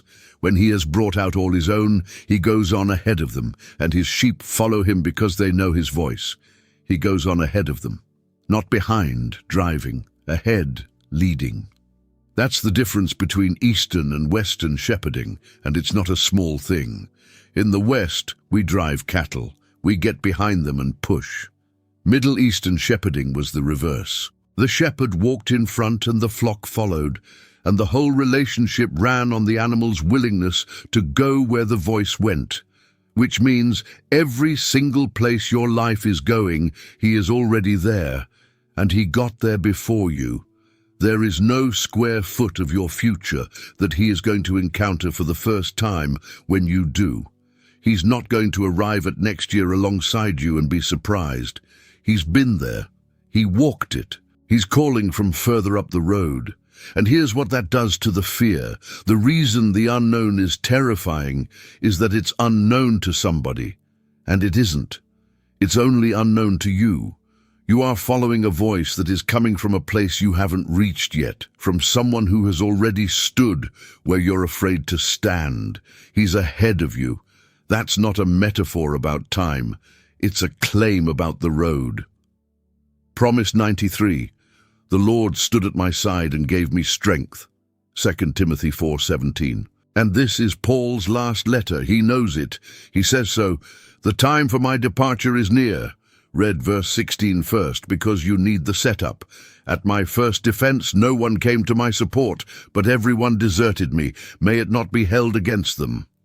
No one came. Paul is on trial for his life in Rome, and there is a moment in a courtroom where the defendant's supporters stand up. And nobody stood up. Not one. After 30 years of planting churches across the empire, of the letters, of the beatings, of everything, he stood in that room alone. That is a betrayal so complete it should have ended him. And his response, may it not be held against them. He forgives them in the same breath he reports it. He doesn't even let the sentence finish before extending mercy. And then verse 17. But the Lord stood at my side and gave me strength. Stood at my side. That's courtroom language. That's the word for what a supporter does. The position that was empty, the place where his friends should have been standing, was occupied, not metaphorically. Paul is describing a location. There was a spot beside him in that room, and everyone who should have filled it didn't, and someone did.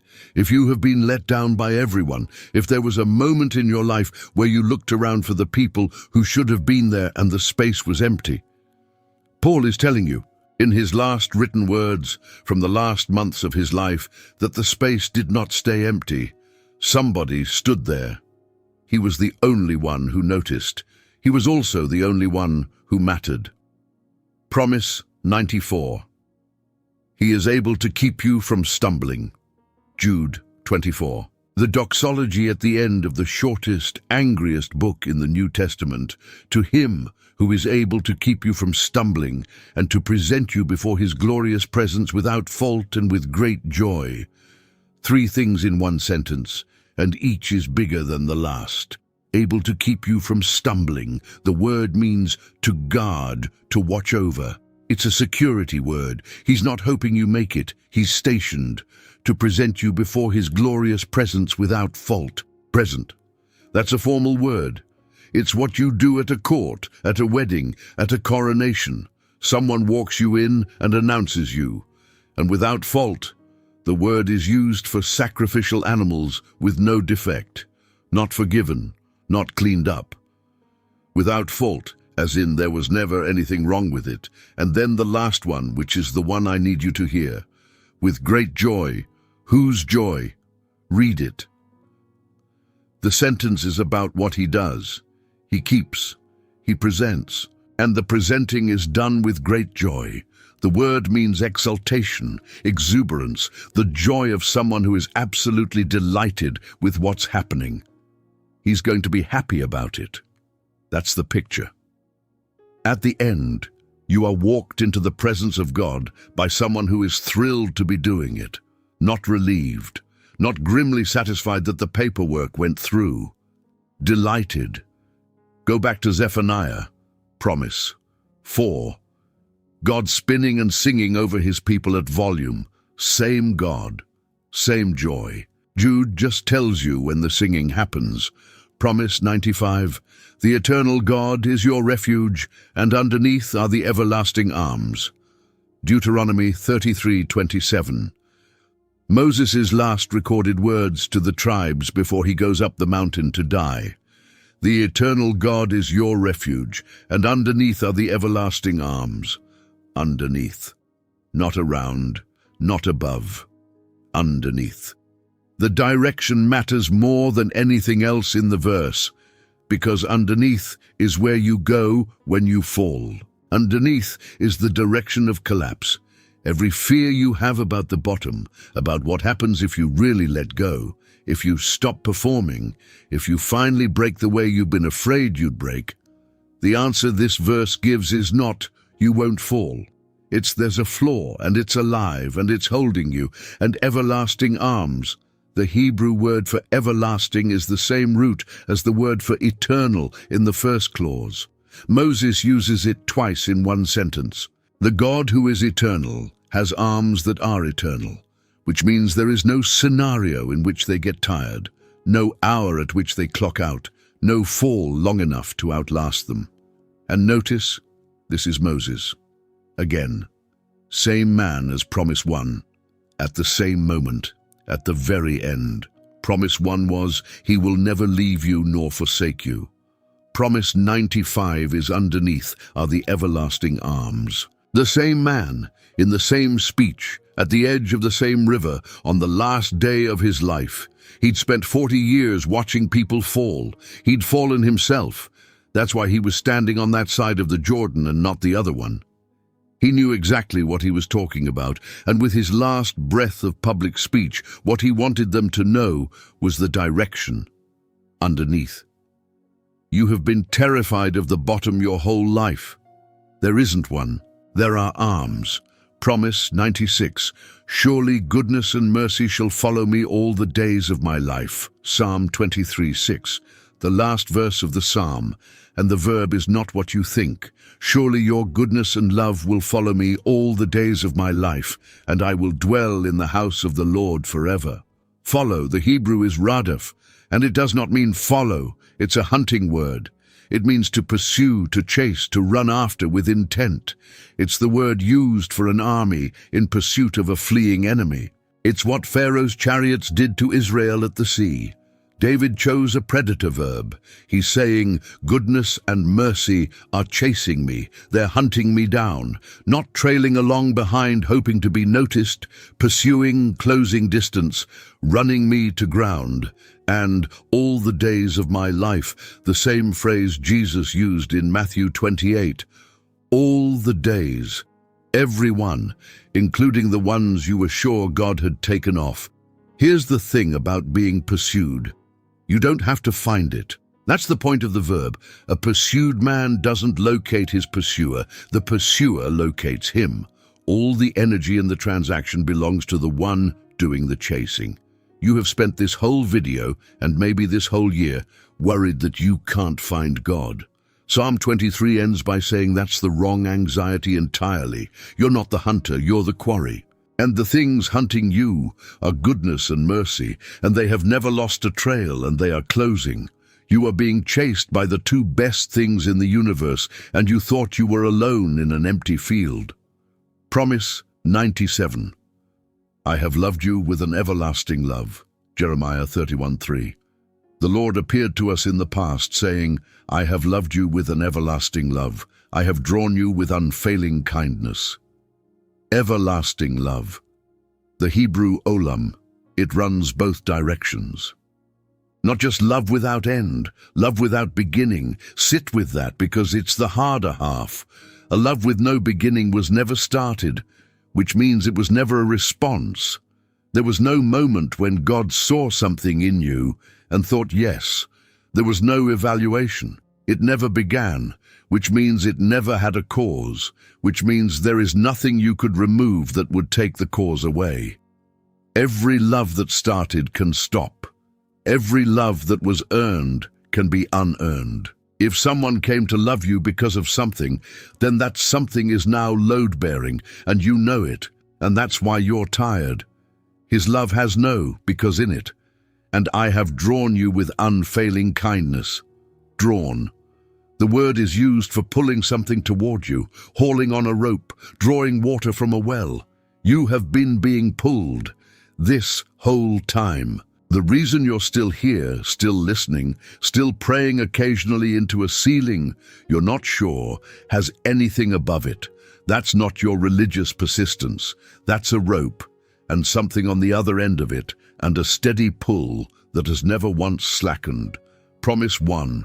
The rope does not go slack. 96 promises later, Jeremiah tells you which direction it's being pulled.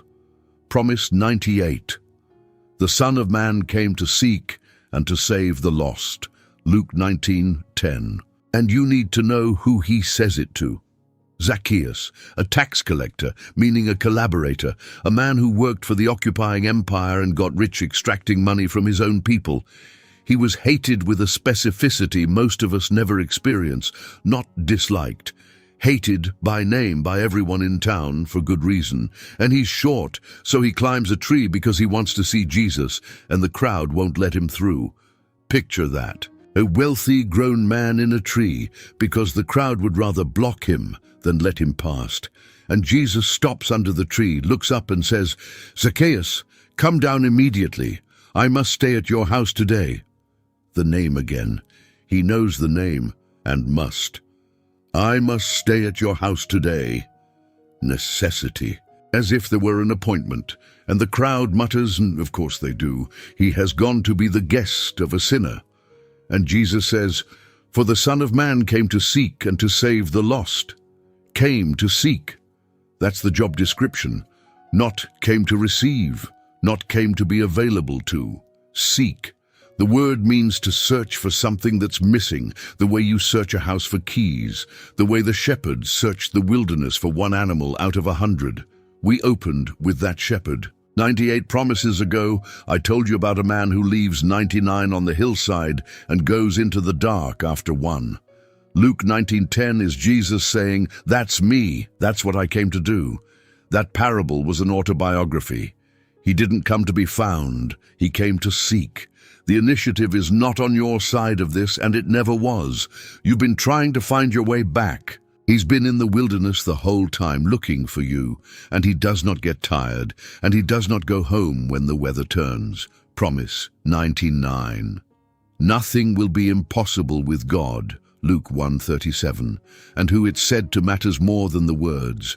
Mary, a teenage girl in a village of maybe a few hundred people, in an occupied province, at the far edge of an empire that had never heard of her and never would. No power, no status, no platform. The kind of person history is not written about. And an angel tells her she'll bear the Son of God, and she says the obvious thing, how? And the answer ends with, for no word from God will ever fail. Some translations, nothing will be impossible with God. The Greek is closer to no word from God will be powerless. No statement he makes will lack the force to accomplish itself, which means every promise in this video, all 98 before this one, is not a hope. It's not a sentiment. It's a word from God, and no word from God will ever fail, and therefore each one carries its own power to happen. They're not descriptions of what God would like to do. They're the mechanism. And Mary's answer, I am the Lord's servant. May your word to me be fulfilled. May your word to me be fulfilled. That's all she does. She doesn't help. She doesn't arrange anything. She agrees to be the place where the word happens, and the entire history of the world turns on a teenage girl in a nowhere town saying okay to something she didn't understand. If you are nobody tonight, if you're in a small town nobody's heard of, in a life nobody's watching, at an hour nobody knows about, that is precisely the address to which God has historically sent his most important messages. Nothing will be impossible with God, including this, including what you've stopped asking for. Part 17, the 100th promise, 100. Behold, I am making all things new. Revelation 21:5, the last one. And we end here because this is where the Bible itself ends. 66 books, thousands of years, every kind of human being who has ever lived, kings and slaves, prophets and fishermen, a runaway pregnant girl in a desert, a man drooling in a doorway to survive, a prisoner in a courtyard, a criminal on a cross with 6 words left. Every one of them wrote or lived some fragment of what we have walked through tonight, and the whole library closes on this. He who was seated on the throne said, I am making all things new. Then he said, write this down, for these words are trustworthy and true. Write this down. That's the instruction attached to the last promise. Of everything in Revelation, the visions, the beasts, the seals, the horsemen, this is the sentence God stops and asks to have recorded. This one. Get this one down. Don't lose this one. And then, I am making all things new. Not all new things. That's the distinction, and it's everything. He doesn't say he's making a new set of things and discarding this one. He says he is making these things, the actual existing ruined things, new, which means nothing gets thrown out. Not the years the locusts ate. Not the decade you can't account for. Not the friendship that ended badly and never got fixed. Not the version of you that has been lonely for so long you've forgotten what you were like before. Not you. He is not replacing you with someone who never went through this. He is making you new. The same one. The one with the history. The one with the scar tissue. The one who sat through 100 promises at 2 in the morning because you needed to hear that somebody sees you. That one. Made new. And notice the tense. I am making. Present. Continuous. In progress. Not I will make. He's already started. This is not an announcement of future work. It's a status report on work that is underway. The making new is happening tonight. It's happening in the room you're in. You are, at this exact moment, mid-renovation. And I know it doesn't look like it, because renovations never do from the inside. From the inside, a renovation looks exactly like destruction. Same dust. Same noise. Same walls coming down. The only difference between a demolition and a restoration is the intention of the one holding the hammer. The end. So, that's 100. I told you at the start that by the time we got here you would not be able to honestly say that God has been silent about your loneliness. You may still say he's been slow. You may still say you don't understand the timing, and if you do, you're in the company of David and Job and Jeremiah and Habakkuk and every person in this book who ever asked how long. That's not a failure of faith. That question is in the Bible. God preserved it. He wrote down the complaints of people who couldn't find him and put them in the same book as the promises. But you cannot say he never spoke. He spoke 100 times. He spoke through a shepherd boy in a cave, and a prophet in a courtyard, and a slave girl by a spring in the desert, and a man in the ashes of a burned city who managed to say yet. He spoke through a fisherman who denied him and got breakfast anyway. He spoke through a man in chains doing arithmetic on his own suffering and finding that it didn't compare. And every one of those people felt what you're feeling. That's the thing I most want you to take out of this. Not one of these promises came from someone comfortable. This entire book was written by the lonely for the lonely, out of the exact hour you're in right now. Now here's the honest part, and then I'll let you go. I don't know what your tomorrow looks like. This video didn't fix your life. Nothing said in the last 2 hours put a person in your kitchen or a name in your phone. You are, in the most literal sense, sitting exactly where you were sitting when you started. But something is different, and I want to name it precisely because I don't want to oversell it, and I don't want to undersell it either. You now know that the loneliness is not a verdict. That's all. That's the whole thing. It's not a verdict. It's not a measurement of your worth. It's not evidence about God's attention. It's not a report on your future. It's weather. Real weather. It will soak you. It will keep you up. It will make you cold, and nobody gets to tell you it isn't happening. But it's not geology. It's not the ground. And the ground tonight is a God who has foreclosed the possibility of letting go of you, who has your tears in a bottle and your name on his hands and your room half finished, who is chasing you with goodness and mercy and has never once lost a trail. So here's what I want you to do. Not tomorrow, tonight. Say something to him. It doesn't have to be good. Promise 34. The groan counts, and it's already been translated. Promise 63. The only entry requirement is honesty. So say the true thing, even if the true thing is, I'm angry, or I don't know if you're there or just help. Then go to sleep, promise 22. The wall is guarded. It doesn't need you tonight, and in the morning there'll be new mercy on the ground. Promise 62. There has been every morning so far, including the ones you don't remember surviving, and then find someone. Promise 43. Go find the person carrying something they can't lift. They're within a mile of you, and they feel exactly as invisible as you do. And I have watched this work for a long time. The fastest way out of the pit is to lower a rope to somebody else in it. That's it. That's the 100. One last thing. Go back to the comments and scroll. Do it now, before you close this. Look at the cities: Manila, Lagos, Manchester, Ohio, São Paulo, a truck stop off the interstate, a hospital parking lot, somebody's kitchen table in Dublin at 4 in the morning. Every one of those is a person who typed their city into a video about loneliness at the exact hour you did. You are not the one. You never were. You're the 99 and the 1, and the shepherd is out in the dark anyway, because that's the thing about him. And it's where we started, and it's where we'll end. He goes until he finds it. Not until he gets tired. Not until the weather turns. Until he finds it.